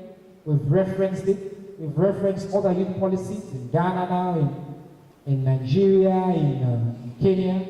And for those of you will be there with we will be the first youth policy on Apakaba and 10. Part of the arguments where we used for 35 was we had a lost generation of young people. Also, we said too many of us had lost opportunities during the war. Not also we say, sir, because we might not all be there. Exactly. Don't say for this business move. I make you fight them. I refuse to be called youth. I'm under 35. I said, no, I'm not so youth again. Eh? I'm married, I have kids, I have a job, I'm not a youth. The ambition is we do not create this, what has become professionalization of youth. You have now, we get some man and the minister will tell me, say, go to our village, you see, one brother and say, get experience, say, don't be youth now, the community now for 25 years. Well, yeah. Guy don't be using that for 25 years, you know they move now. No, you're not going to become adult leader now. Alive? Eh? So, just to preempt on the argument, I asked in Kenema, I said, why do you really want to remain a youth all your life? Tell me that. What is the benefit of remaining? Because we have created a society right now where it seems as if the line so long, you never have an opportunity to be on this table except you are there by some affirmative action of youth, even when you are 30, 31, 32. So you will be glad to know that we are not just proposing this, we are proposing some provisions that say, for example, government has to start appointing young people early in positions, creating incentives for companies to appoint young people within their companies, creating a recognition system for the ministry to recognize companies and other MDAs that appoint young people who are within the official age sector. So you don't need for the now take 30 still the effect for the youth, because you will have had the opportunities early. To change this, one generation needs to be willing to make that sacrifice. And just to be clear, it does not affect the people away there now at National Youth Council, because it's another concern. Some man will say, I mean, they don't appoint me, don't know. It will come into effect now for the next election. Yeah? So we'll get more young people representing young people. Yeah? All right. So that's the first controversial point. Let me go through next now. So I'm going to summarize this part. The provisions in the policy have been divided into basically 3 simple clusters. I'm not going to go through all the details, but I will just point out what the clusters are. What are the major provisions within the draft policy, yeah? Cluster 1 focuses on skills, creativity, and livelihoods. I think my entertainment people, you will see that fantasy was in this process, Throughout, you will see that we have a lot of emphasis on creativity within this policy, because a lot of young people are involved in that sector, but they have never been before recognized sufficiently within this sector. So, Cluster 1 says we need to build skills, promote talent and creativity, and enhance livelihoods. Priority areas will include information, ICT, music, film, sports, general entertainment, and the productive sectors with a special focus on agriculture and fisheries. It don't mean say there will not be other work in the other sectors. It means for the next 5 years, we NGO, UN, and the camp will focus on youth issues and saloon. We will tell them, say, now we want to focus, we want to see change, we want to see access, inclusivity, and impact on skills, creativity, and livelihoods for young people. One provision that's in this section that I'd like to point out to you is, we talk about skills-based certification. Too many young people acquire a lot of skills, but they don't go to school, they don't go pass class, we don't have a lot of technical institutions. Sometimes in fact, the best carpenter, I will not want to go carpentry school. But when a contract comes up, that carpenter cannot compete for it. Because I don't get paper, Is the we don't get paper. One of the things we're recommending in this policy is governments to create, and they have done it in other countries, a skills-based certification. You say in a carpenter and also, well, they can't give you exam. Come, make table, you don't need for can speak English like me, Let the minister let them speak English, You can you make table, you make design, we get expert and come, they assess them, they say actually do this work for pay to pay, and now you get paper. You can use that paper then for go push and get another opportunity elsewhere. We have seen this happen in other countries, and this is one of the ways to bring too many of the young people. You know, when we're doing this, we talk to a lot of young people across this country. It's not necessarily that young people don't have skills, even in the rural areas. Even in farming and fishing, people have skills, but they are not recognized. So they are kept out completely in the informal sector, and they do not have a way to transition from that sector into the general formal sector. So they are not recognized, they do not have opportunities. So one of the things we're proposing for young people is for the ministry to work with partners to invest in this, to create this new system. There are other provisions in there. We'll talk about that when we go into the group one. Cluster number 2. Cluster 2 focuses on the well-being of young people, safety, lifestyle, and sustainability. It talks about prioritizing safe social and physical environment for youth,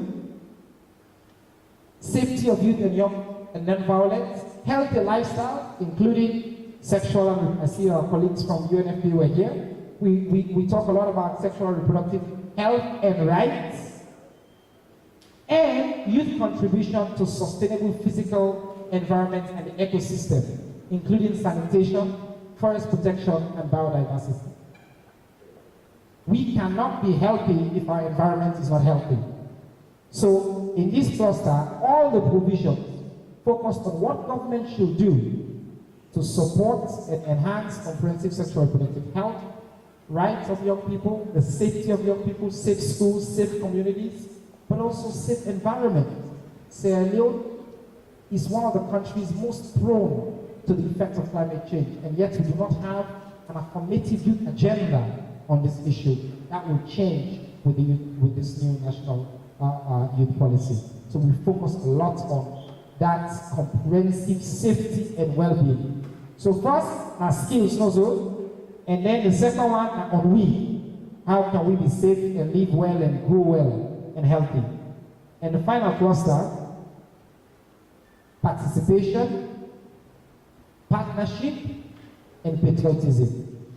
We will call a joke na say this is like the Bobby in cluster. You know, na Savira song in Bobby with the Bobby. Say you party na PPP. Are you Bobby na? Bobby. You know so Vendema, say Bobby. Vendema ma get Bobby. A Bobby, no sabi Mende. Anyway, so it's partnership, participation, partnership, and patriotism. We had the poem just now. At the heart of the youth sector, we have to cultivate partnership through the private and public sector. We have to inculcate patriotism. It focuses on participation of young people. It's the primary concern. Young people say, oh, they're not involved, we are not included. Within this policy, we have made some recommendations that the youth sector reflects the participation and inclusivity of young people. Not just men, but young women as well. We focus on MDAs, youth structures and institutions. The youth council, the proposal is the next one. Each youth council must have a minimum of 50% female. See, I tell you, some people are not going to like it too. So 50%, if we want our country to be better, we have to start in the youth sector. So the provisions are that now will begin for practice, so we will go to the national or adult sector, not on the column, we go for reflect and day. So also provisions for youth with disabilities. So partnership, incentives for companies that hire young people, right? And again, we can't make the excuse say the company say don't hire me, wow, 34, come on, or 35. That's not really supporting young people. And I know that. If you really want to empower young people, you have to start early. So by the time you can 34, 35, you don't need for worry because you don't reach your boss now, so now you hire other younger people. So this cluster has a lot of provisions on this issue of participation, patriotism, and partnership. No. So how do we fund this? You know, soup sweets na money get for killer, no so? We can't talk about all these provisions if we do not think about some innovative ways to support the ministry, to support the youth sector. So one provision in here is the creation of a basket youth empowerment fund. To be a vehicle for mobilizing and coordinating investment in implementation of the youth policy. So UNICEF counts money, Purposeful counts money, other person counts money. You need for come to the Ministry of Youth. The basket fund will be led by the ministry, but include the partners, then the key MDAs, of course the commission, the youth service, and other young people around that table. Okay, I don't count money, we want to empower young people and so community. Okay, we will register this basket fund so we can track it. So we know how much money is spent within the sector. So we can coordinate youth investments in the country as well. Another thing we talk about is how do we attract additional investments in the youth sector? So we come up with some. These are proposals we don't go say we don't achieve by it. The ministry has to engage with the partners. We are recommending that a designated proportion of tariffs and taxes that are paid, for example, for the country's minerals. So elect now 2% of every mineral. The minerals they are taken away from our future, also from young people. The sector is dominated by young people, but oftentimes young people don't see nothing but that money. So one of the recommendations here is elect now 2, 5, 10% of that. We engage with the Ministry and Minister of Finance to come up with now the provisions to implement this. Immediately that money they go into this youth basket fund. So young people are seeing that. We also recommend taxes from the gaming industry. Too many young people and they play all kind of games. Also, all these online gambling betting companies. Other countries have done it. Elect now 5%, 2% of every ticket we buy or the profits of that gaming industry. Let it go back to developing the youth sector.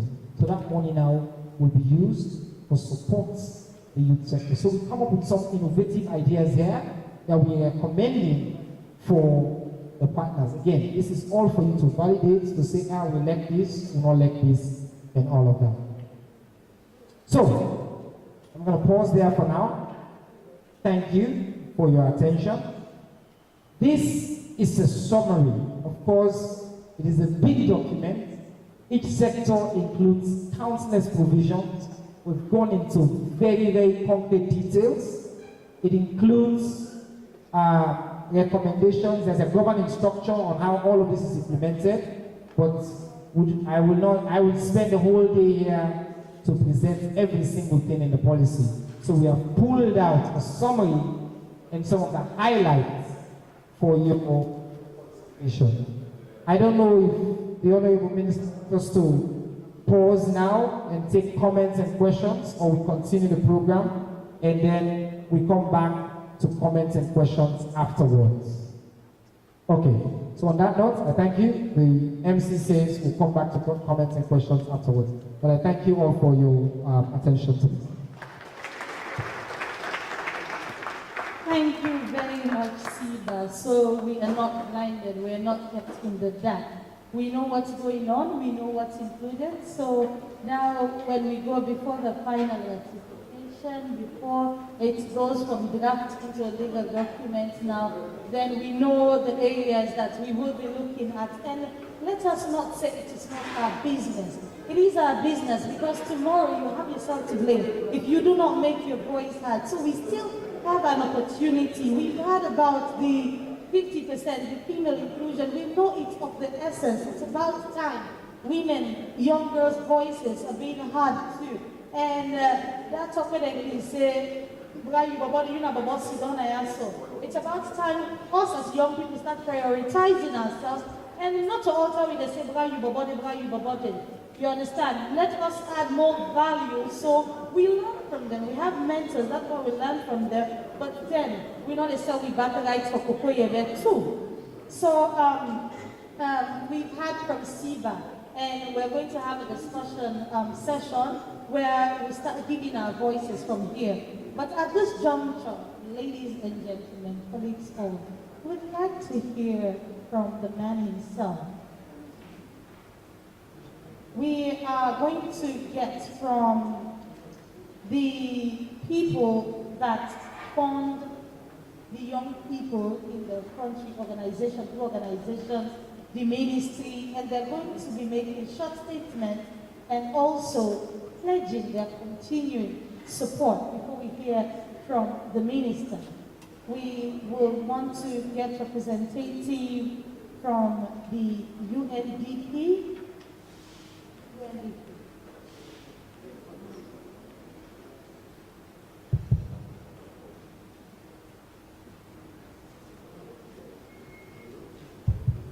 Very much, Madam Chair,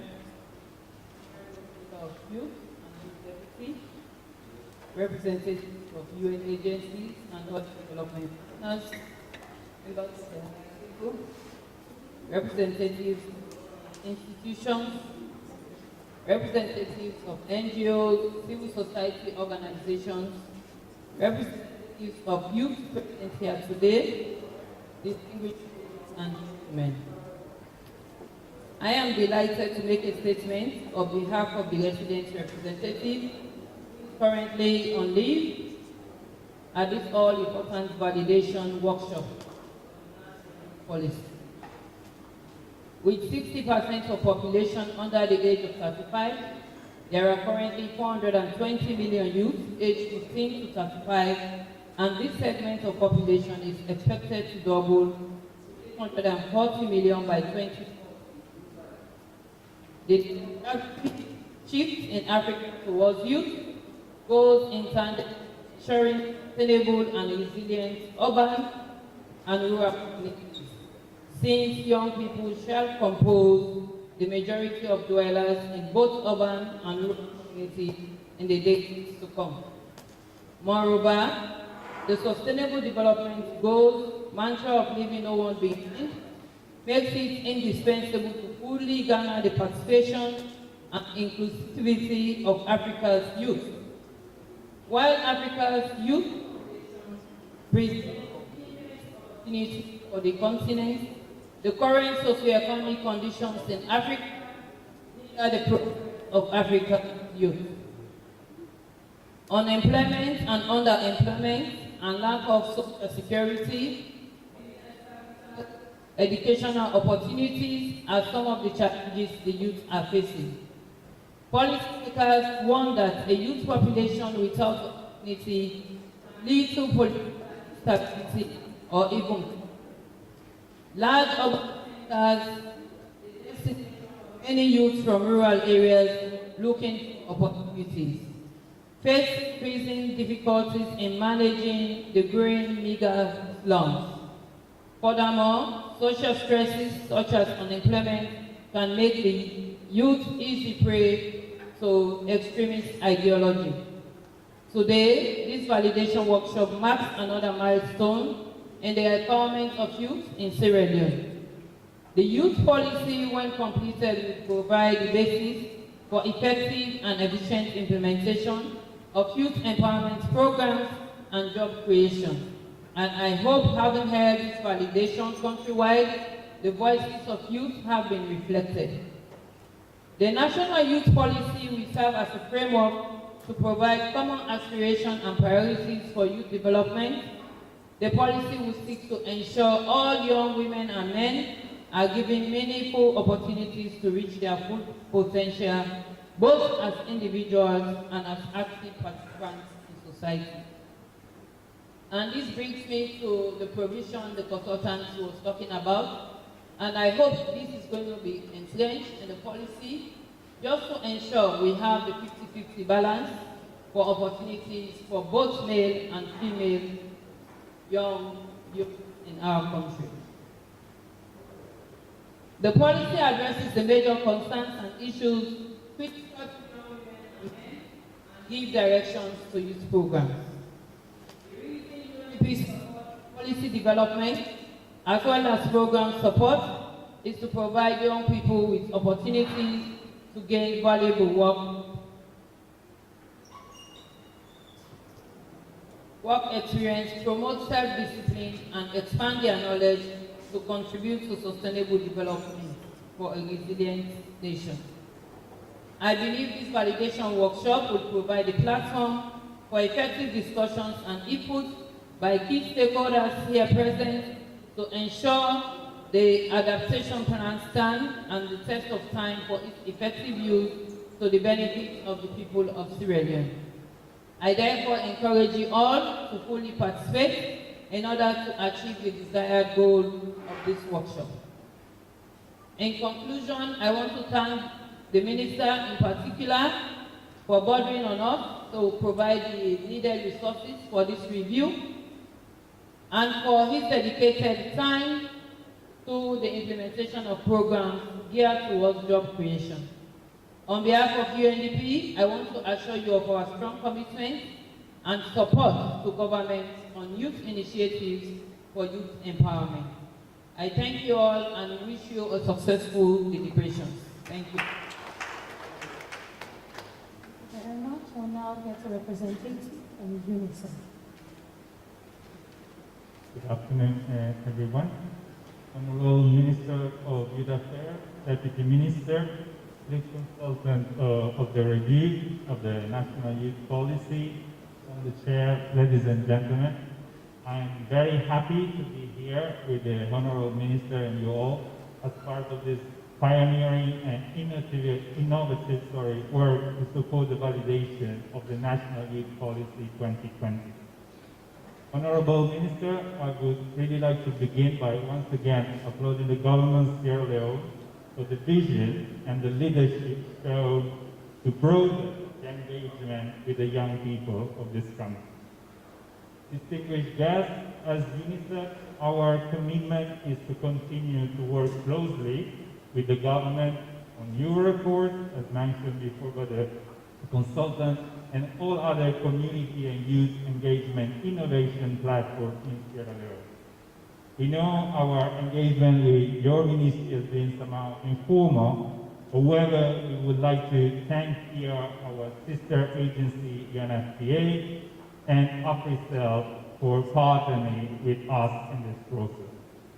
Thanks to the Minister of Youth Affairs, we would love to work with you to engage digitally with the young people of Sierra Leone.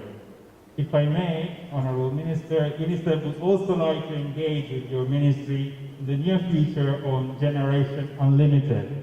This is a new global priority for our organization, as you may know. Generation Unlimited brings together partners from government, multilateral organizations, civil society, the private sector, and young people from around the world. Investment in young people through Generation Unlimited will contribute directly to accelerate results for the realization of Agenda 2030 and is also an effective way to operationalize the vision and priorities of the UN Youth Strategy that was mentioned before, in particular youth engagement, participation and advocacy, supporting young people's great access to quality education and skills development, and economic empowerment through decent jobs, as my colleague from Undp was mentioning. In this light, we welcome the participation of your ministry in supporting the implementation of the Generation Unlimited Agenda and the Youth Challenge, and we look very much looking forward to working more closely with your ministry and with the National Youth Commission. I thank you all. Thank you very much. We'll now ask for a representative from UNFPA. From UN Women, a representative from UN Women, UN8,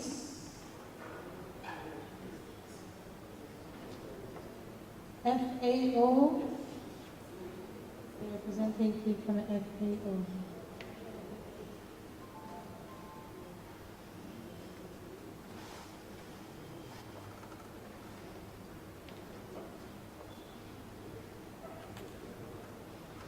Thank you so much, Madam Chairlady.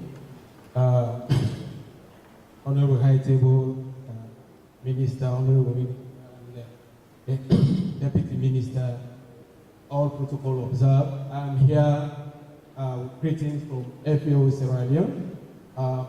It's unfortunate that I never knew I was coming to give a speech today, but for the fact that I'm here, I think I will have to say something that has to do with the organization. I am here the Food and Agriculture Organization of the United Nations. And Food and Agriculture United Nations have been doing a lot of work in youth, and it is focused on livelihood and other interventions, mainly on fisheries, land, and agricultural interventions. I think for us, we see this to be a very laudable venture that has been undertaken by the Minister of Youth, and we are going to work with them and ensure that this particular policy is actualized. Recently, we did what we call our country programming framework, and the country program framework, that's the document that guides FAO as to what they do in the country. because in the previous country programming framework, FAO was like not too youth specific in terms of their interventions. We are mostly targeting vulnerable groups. But because of the type of work we have been doing over the years with the youths in different districts, we decided this time around to include a special output on our most recent country programming framework, which is slated to start from 2020 and ends 2023. And in the country programming framework, Output 1 speaks mainly issues, youth and women, in terms of changing their livelihoods. So for me, on behalf of FAO Sierra Leone, I want to formally commit FAO Sierra Leone that we will work with the Ministry of Youth to actualize this policy. Once more, I thank you so much for your audience. Thank you. Thank you very much.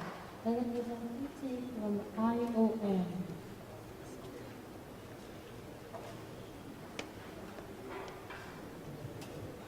Hello. Good afternoon, everyone. Thank you for being here. Honorable Minister, thanks for your presence. Deputy Honorable Minister, development partners, you and colleagues, and everyone else over large. My name is Ronnie. I'm here representing the head of IOM. Unfortunately, he's not able to be here because they're engaged in the Migration Governance Indicators Conference at the moment. I'm sure the Honorable Minister will have that. So sorry about that, but I hope I can represent him well. What does IOM do? We promote safe, orderly, and humane migration. Underneath that is the idea that people are able to move from one place to another without meeting the unfortunate perils that come with traveling from various places in the world. Specifically, looking at Sierra Leone, I'm sure we know the issues that are going on in regular migration into the Middle East and to Europe over large. But just to on the actual draft migration, the master's giving me issues. Just to focus on the draft youth policy that has been presented, I'll look at cluster 1 and cluster 2 specifically. If you look at cluster 1, you talk about empowering youth with agriculture, access to empowerment. But what does that really entail? So many youth that we have actually met during my time in Sierra Leone have various business plans, various business ideas that they actually want to engage in, but what the problem is they lack the financial capacity to actually engage in some of these business ideas. So what often happens is they go to microfinance enterprises to try and maybe get a loan or go to different agencies looking for grants. The problem they face usually is they don't have collateral to actually present to microfinance institutions. That the interest rate is so high that they are often deterred away. So they look to family members, they borrow money from one family member to another. And that's usually not enough because you're looking at impoverished families. Looking at districts like Kailahun that are specifically visited, you've got young women doing provisional businesses, by the street. But they don't really make enough, and at the same time, they lack the business training to achieve the desired goal, which is make profit, make some money, provide for their families, get education for their children, and so on and so forth. So some things that I was actually trying to do is have a project on entrepreneurship, which we are partnering with the Ministry of Youth Affairs, I must say, and thank you to actually helping us with that. And also FCC at the moment with the waste management, which I'm sure some of you are probably familiar with. What does this entail? We provide business training, meaning basic financial literacy training, business management, employment management, and also just general business acumen training. Then if you look at the entrepreneurship side, we also go further to provide them with what we look at in two categories. There is get ahead training, also SLBC training. The difference is that get ahead training services people that have little to no educational background at all. So you're looking at rural areas specifically. SLBC training looks at people with a more upgraded level of education, for example, college dropouts per se, or university graduates, so they're able to understand the intricacies of bookkeeping and so on and so forth.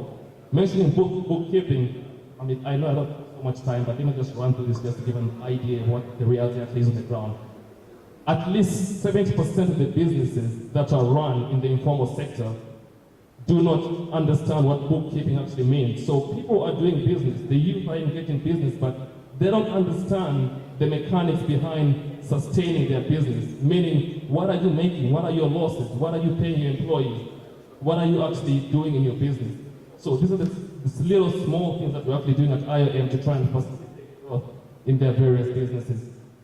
Over the long course of IOM's entrepreneurship training and program, we hope that the next 2 to 3 years we can see real tangible effects to the training. And moreover, we're able to provide coaching and mentoring, and I hope this is able to deliver us real sustainable growth in some of the lives of the youth that we're dealing with. But with that being said, nothing that we do can be done well without the support of the government, and we thank you for your help and our development partners of at large. So thank you from IOM. We're glad to be here, and please carry on. Thanks.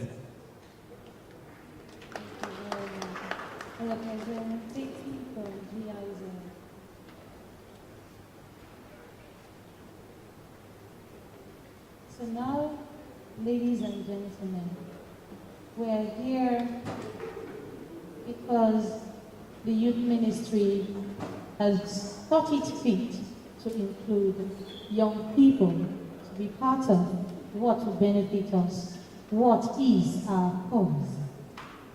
I'll now kindly ask our Honorable Youth Minister to give us the keynote address. A round of applause for our minister.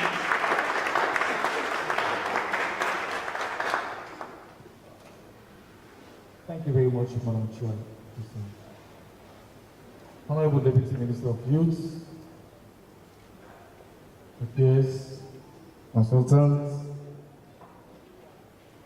our partners, UNDP, UNICEF, JSO, and others, I bring you greetings from His Excellency the President, retired Brigadier Julius Madabio. I am delighted to welcome you all to this auspicious occasion, the final regional validation of the National Youth Policy. A couple of minutes ago, I just received a text from my sister in Maboka that they are there watching us live. And we just realized most of them don't understand what my brother was saying on the other end. So permit me, my sisters in Maboka and that of to understand. Thank you very much. I wish to convey, on behalf of His Excellency the President, Julius Madabio, and the entire government of Sierra Leone, our sincere appreciation to our numerous allies partners in the youth sector who have provided critical support to where we are today. I must particularly call out our darling partner, the UNDP, UNICEF, UNFPA, BSO, and others. But this event is most important about young people of Sierra Leone. It's another step in the President's vision to create truly transformative youth sector, owned and defined by young people. As we all know, when His Excellency the President, retired Brigadier Julius Madabio, was sworn in office just 2 years ago, he ushered in the new direction with a distinct vision for a progressive and inclusive path for the future of Sierra Leone. The bedrock of the new direction is human capital development. Our country's greatest and most potent resources are young people. Ladies and gentlemen, as part of the commitment, last year we set out to review and devise the 2014 National Youth Policy.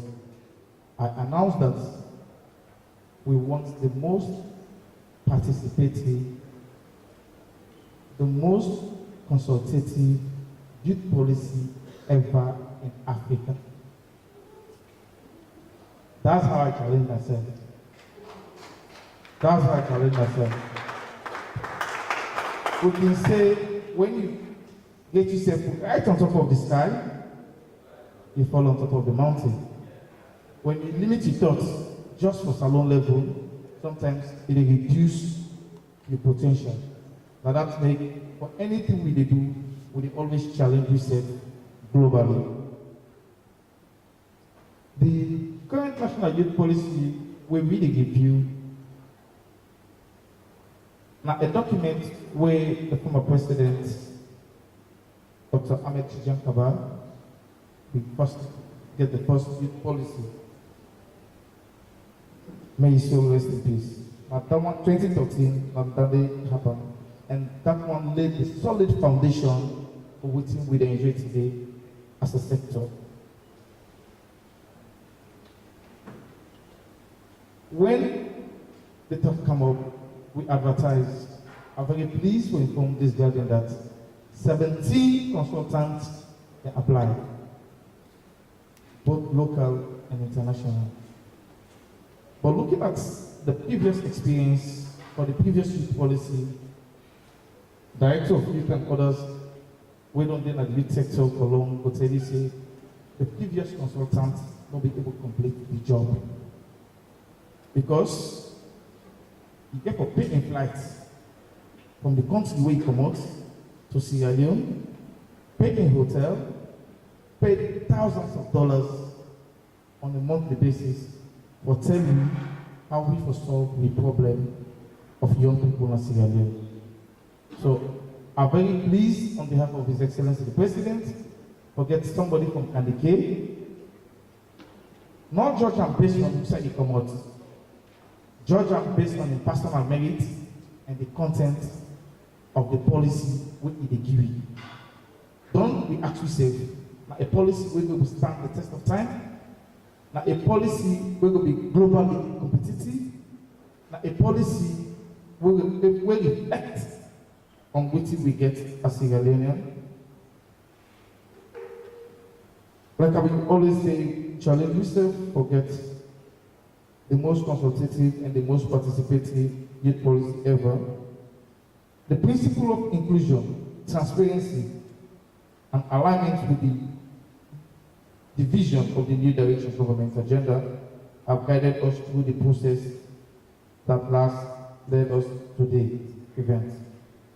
Following an open call, like I already said, 17 consultants, the SIBA youth policy happened to get the contract. Where in actual fact, you get partners then, the entire sector head happen for do everything for the due process, recommend SIBA policy. I only get to realize Chain Oba happened to be the lead consultant, a young man from Kandike.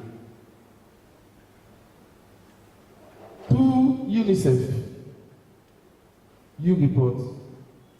Remember, His Excellency the President and this government believes we be able to fix the challenges with problem through innovation and technology.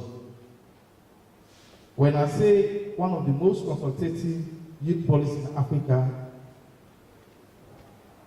Sierra Leoneans, somebody not just believe we will do one. I'll tell you how it happened. In not common in Africa, forget a youth policy, for do research, for do questionnaire, getting an app and creating a platform where every young person right across the country and globally will make the input. Two youth reports, as at yesterday, you heard from the consultants, tell me who said you were able to gather over 15,000 young people. I'll tell you, through you reports, over 15,000 young people make the input to this document. With that input, I'm able to tell you exactly what the young people in Kabbalah want, what the young people in Calabar want, what they affect young people in Maboka, what they affect young people in Nation. Do VSO again, then do one manually. over 25,000 young people. Then go reach, you don't live in a village, you children, what do you want? What did affect you? And one of the issues we stand out clearly, most of those areas are gender-based violence. And through Facebook page again, I'm very pleased for inform on say because we know how our generation believes social media is one of the key forms of communication. Over 28,000 young people make their voice to this document.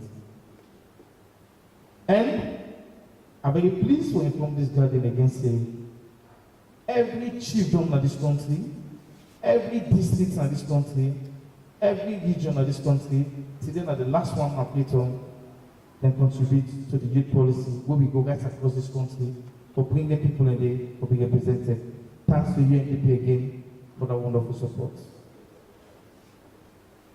As a young minister, I'm very proud and proud of the consultation we will all do. It's not about Muhammad Oman Bangura, it's about us as young people. Let me get a document where the donor partners and globally will say, no, this document show me the data. You know, we'll tell me, say, I consult 50,000 young people, 100,000 young people. Show me how you do that one day. And today we get facts, we get data, because we want to move globally to science. And again, we ask ourselves how long we don't ask 10, 20, 30 years ago, how much money don't they come to this country for young people? You read from the consultant, you have to tell you, say, we all need to come together, how we will consolidate the efforts so that people waiting ask, he say, you don't give 1,000 jobs, 10,000 jobs, 20,000 jobs. You don't get facts, you don't get data. The sector don't create a platform where I tell them by the end of this whole process, every partner, every organization with deal with young people, you get to tell me how much money you carry in this country, how much money government give you. You say it don't impact 1,000 young people. Profile them for me. We put in an e-platform where we just don't create, we get a centralized command, we get to put on the platform so that if UNICEF benefits create a youth program for 10,000 young people, the youth council na Kafu Blom will able to tell me say yes, Kafu Blom get 10, Pujon get 5, all the children today we were able to identify that one day will increase the level of transparency and accountability at the youth sector. What thing we do now today, like clear indication for show say, we believe say, nothing only for we as young people will be young voice no day. A couple of weeks ago, we all see the Afro Barometer and also, we clearly put Sierra Leone 7 out of 18 countries say, the voice of young people and which young people talk in salon, the government they listen to them. If you want ask, you want question that how and why, I'll tell you say right across the 190 children in this country who don't create youth representative when at the youth council where they voice a very serious and every children. And that notwithstanding come to the district, every major district decision, again the district youth executive, youth council, we sit down again. That non-stop day, we get the National Youth Commission, where they get the regional coordinators then, where they filter from the village to chiefdom to district, district to region, and I challenge anybody again. Show me which country, na Africa, or the world over, we get 3 young people to sit down in a cabinet. That are the reason why Sierra Leone scored the point saying the voice of young people don't reach and they listen to me. On that note, I want to tell we partners and plenty thank you. And this is the opportunity where you get, rather than the social media, they're not consult we, they're not talk to we. We get facts where at the end of the whole process, we dey display all them data and they don't know say the challenge will be put to we as the ministry, the sector, we need to change the narrative. The young people of this country go to change, and we know we continue to do this, expect different results. His Excellency the President actually say, young people are partners in development. Young people, we are partners in development. And not we say it fixes country ASAP. But before we partners, and we already are, and I show you say, this generation gets what it takes to build a solid foundation for a generation and generation to come. And the leadership will be get now when His Excellency retired Brigadier General Malabio ready for support we as young people so that we go sacrifice and other generation so that other generation will succeed. On that note, I tell my plenty thank you and wish you all a very fruitful deliberation. Thank you very much.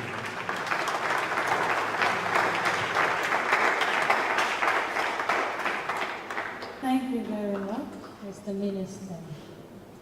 At this juncture, we will be going for a short lunch break for 40 minutes.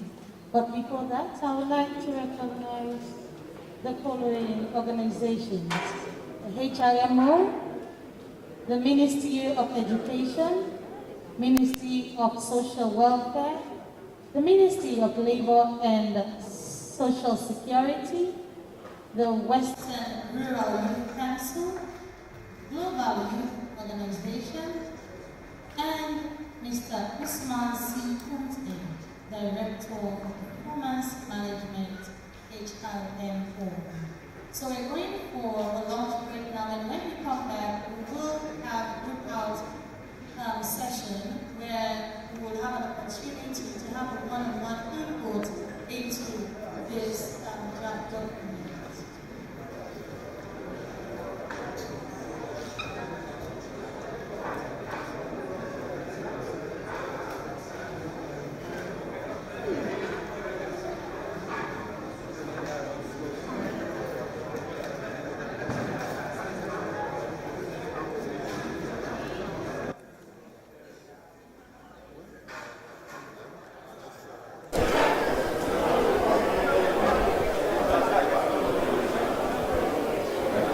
This now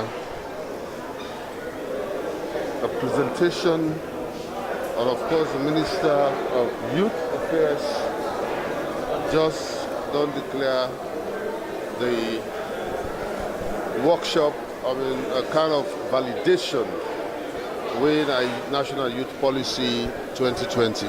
Well, I got the Deputy Minister with me now. Who are they talking to, sir? Hussein Kalon, Deputy Minister of Youth Affairs. It's okay, Mr. Minister, welcome to this SLBC. And tell me actually this new youth policy as compared to the old one. And the first is this new policy, we see how they engage with man of this country. Because we strongly believe that any policy will involve the view of the young people, then it's not a policy for them. Then you are not serving them. So now what you ensure for us, now the view of the young people that will collect around this country, and we don't get the view of the young people, they will develop into a working tools or a working document. But how should I go about that? Is it that nationally or African? It's not nationally. We use application software tools for collect the opinion. Looking at the trend of the youth presently in the country, where most of the youth them also do online. So develop an online application for collect the view of the young people of this country. And after that, we also engage into consultative dialogue with the young people of this country through region and district headquarters. So don't visit the district headquarters and run this country. Now make the Western reach out today for also ensure that all of the views of the young people really matter towards the development of this policy. What about the other youths, like the youths and the ghettos, the uneducated youths? Now look after them? Yes, on IMEC you see various youth groups representative here. We have you are seeing the disabled, they are representative. We are seeing the young girls, the women representative. We are also seeing the youth at risk. We know they call them get to youth again, but they call them youth at risk. They also get a representative here, including the youth-based organizations. Thank you very much, sir. Yeah, thank you very much. Sir. Well, I've got the opportunity to talk to the consultants of this new policy. Of course, a popular man now. Everybody, of course, knows, say, na Siba. But then somebody going to surprise, say, we know Siba for this, but hey, now the man that we, of course, are the consultant for the new youth policy of Sierra Leone. I'm for welcome you, Siba. Thank you very much. What are the criteria that we look at as consultants? Well, the most important criteria are within the young people in Asalo wants. When the ministry sets out, we want somebody we understand the sector and the country, we get the expertise, we apply, we get. But as a consultant, throughout the process, we don't be guided by the voices of the young people of Salo. And that makes we do the most extensive consultation in the history of this country. Over 50, 60,000 young people, we engage them, for them give them views. And throughout, we combine them views and they with the best practice internationally and the evidence or within statistics say, and what we need for drive the youth industry go forward in the country. So we're very, very proud of the draft we get today and the feedback we don't get so far from the audience say, at least they see, we don't do something with them we'll be proud of. Now, how long you take, come to Usa with this city? Well, we don't dip at this process now for about 1 year. We launched 1 year ago.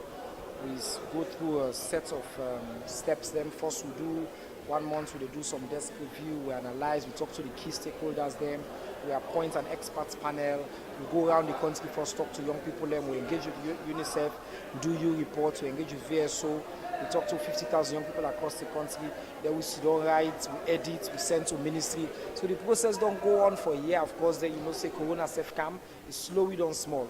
But we're glad to say now, we depend on the validation. And as you know, we don't go all over the country. We don't go Bo, we don't go Kenema, we don't go Makeni. And this is the final regional validation we don't do now. Now, from this stage now, we review always in Monterrey. We update the document. We talk now, we get what they call approval concurrent from the different ministry them. And then the minister will go table now to in colleague in a cabinet for their approval and they will get the new national youth policy for Sierra Leone. Lastly, what are the most interesting Well, I think we get some very interesting components.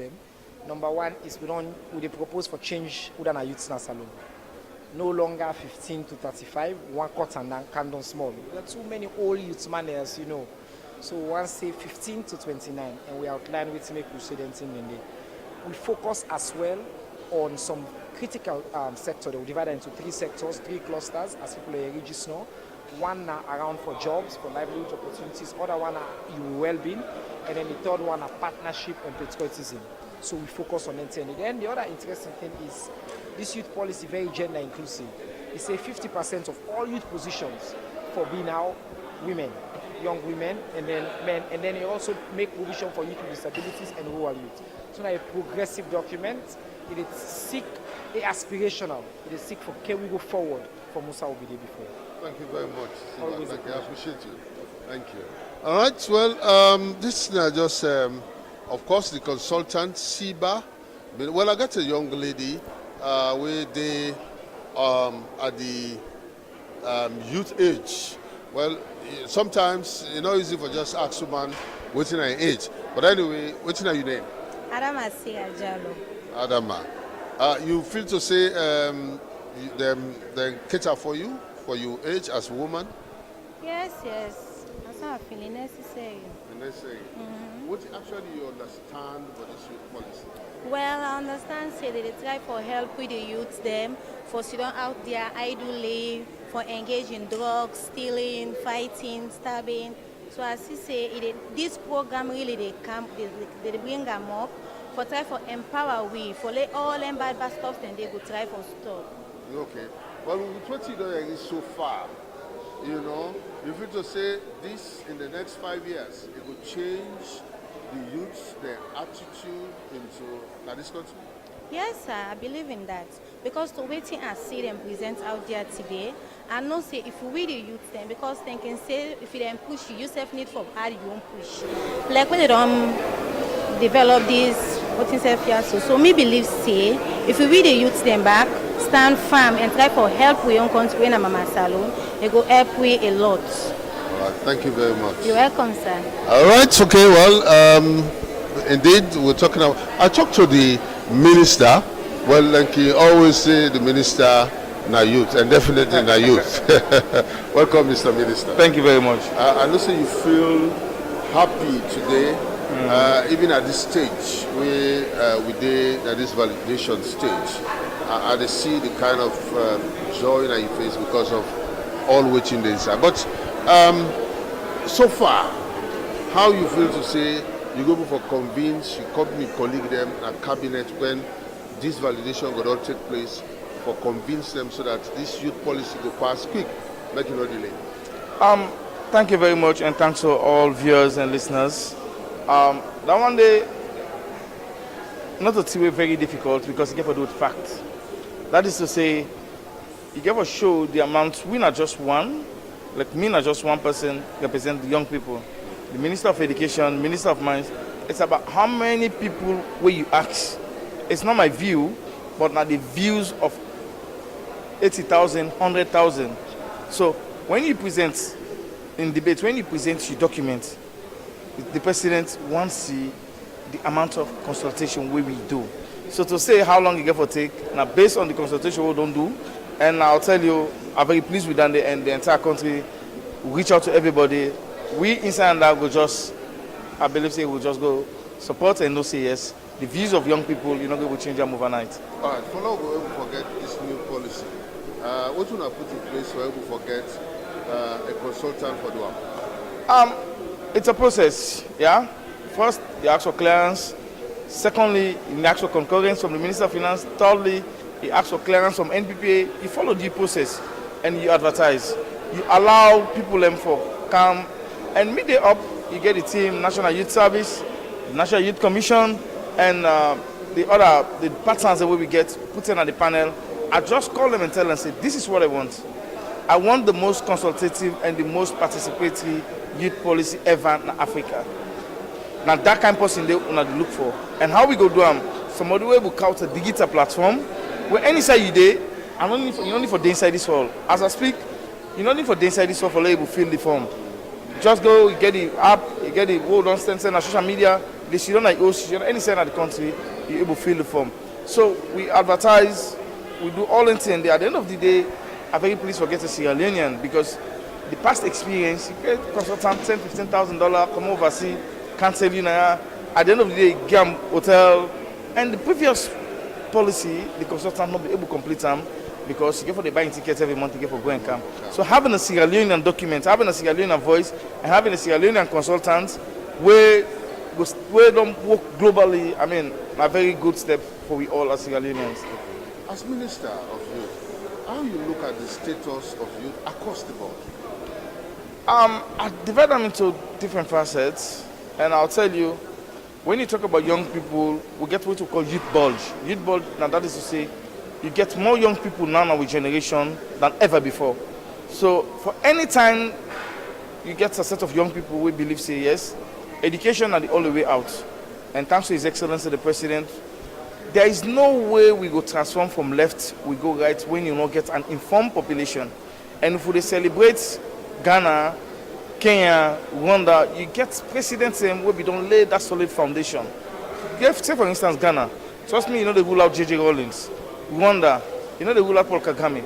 You get that visionary leadership for say, we need for sacrifice as a generation of leaders so that subsequent leaders them set a very high platform, any other leaders that we will come go understand.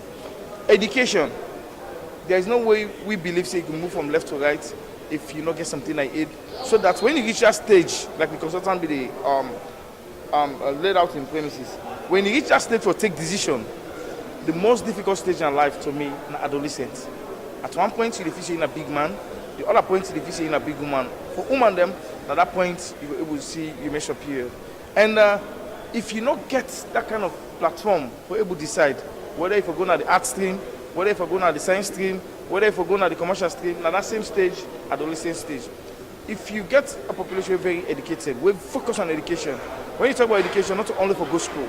Some people feel say when you come out university, you come with your paper. Yes, not just one, but how practical which you go learn to the current job market. It really key to me. Now that make we get the TVET and the Minister of Higher Education and the National Youth Commission. They're not the steering committee for every technical vocational funding will come and we'll push them one day. Don't you get the other set of young people and when no one learn work, they no one go school, then believe in that today for today. Yet, as a government, a responsible one, the president always say, you know they left nobody behind. You get people away who decide say that this I want be, as a government, you need for cater for them. We get project them when a livelihood for that today for today. And again, we can get all them platforms in there.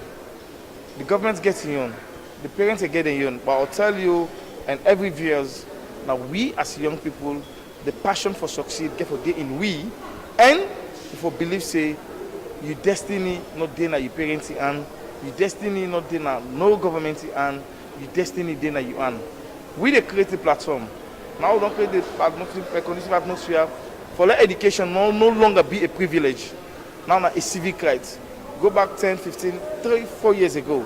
We say one person, 4 young people, they take use one question paper for shit. We don't want to go back to those dark days. So the youth policy way we review now, a document where you go able to present to every partner. You know, go job come and say no, me na training number one do, me na this. No.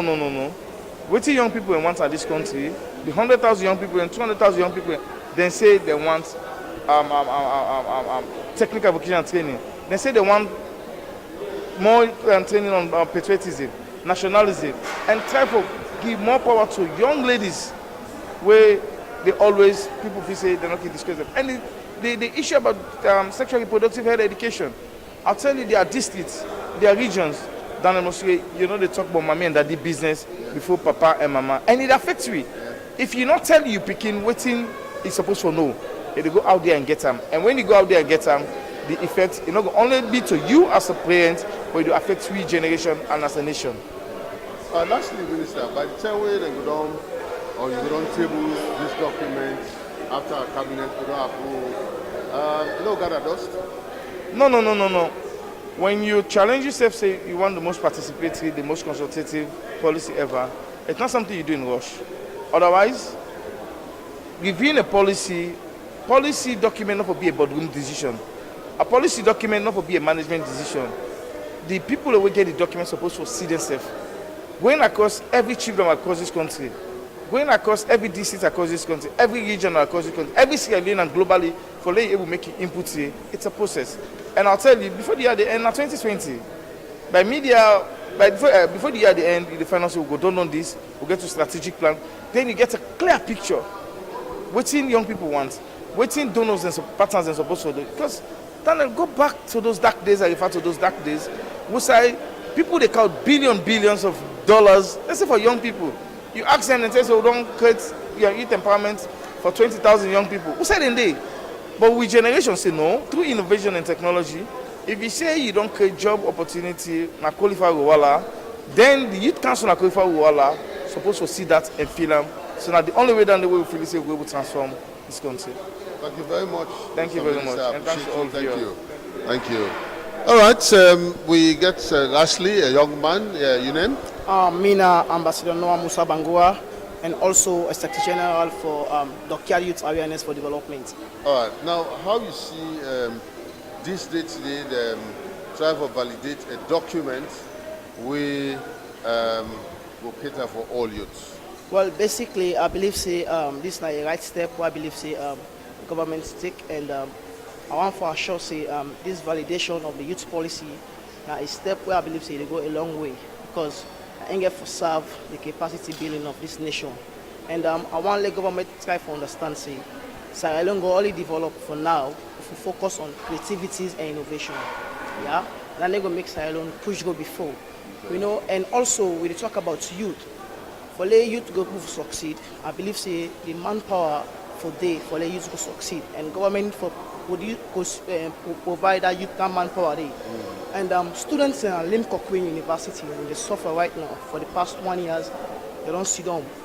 You know, people don't start a degree for more than 6 years now. Up till now, they're not able to graduate it.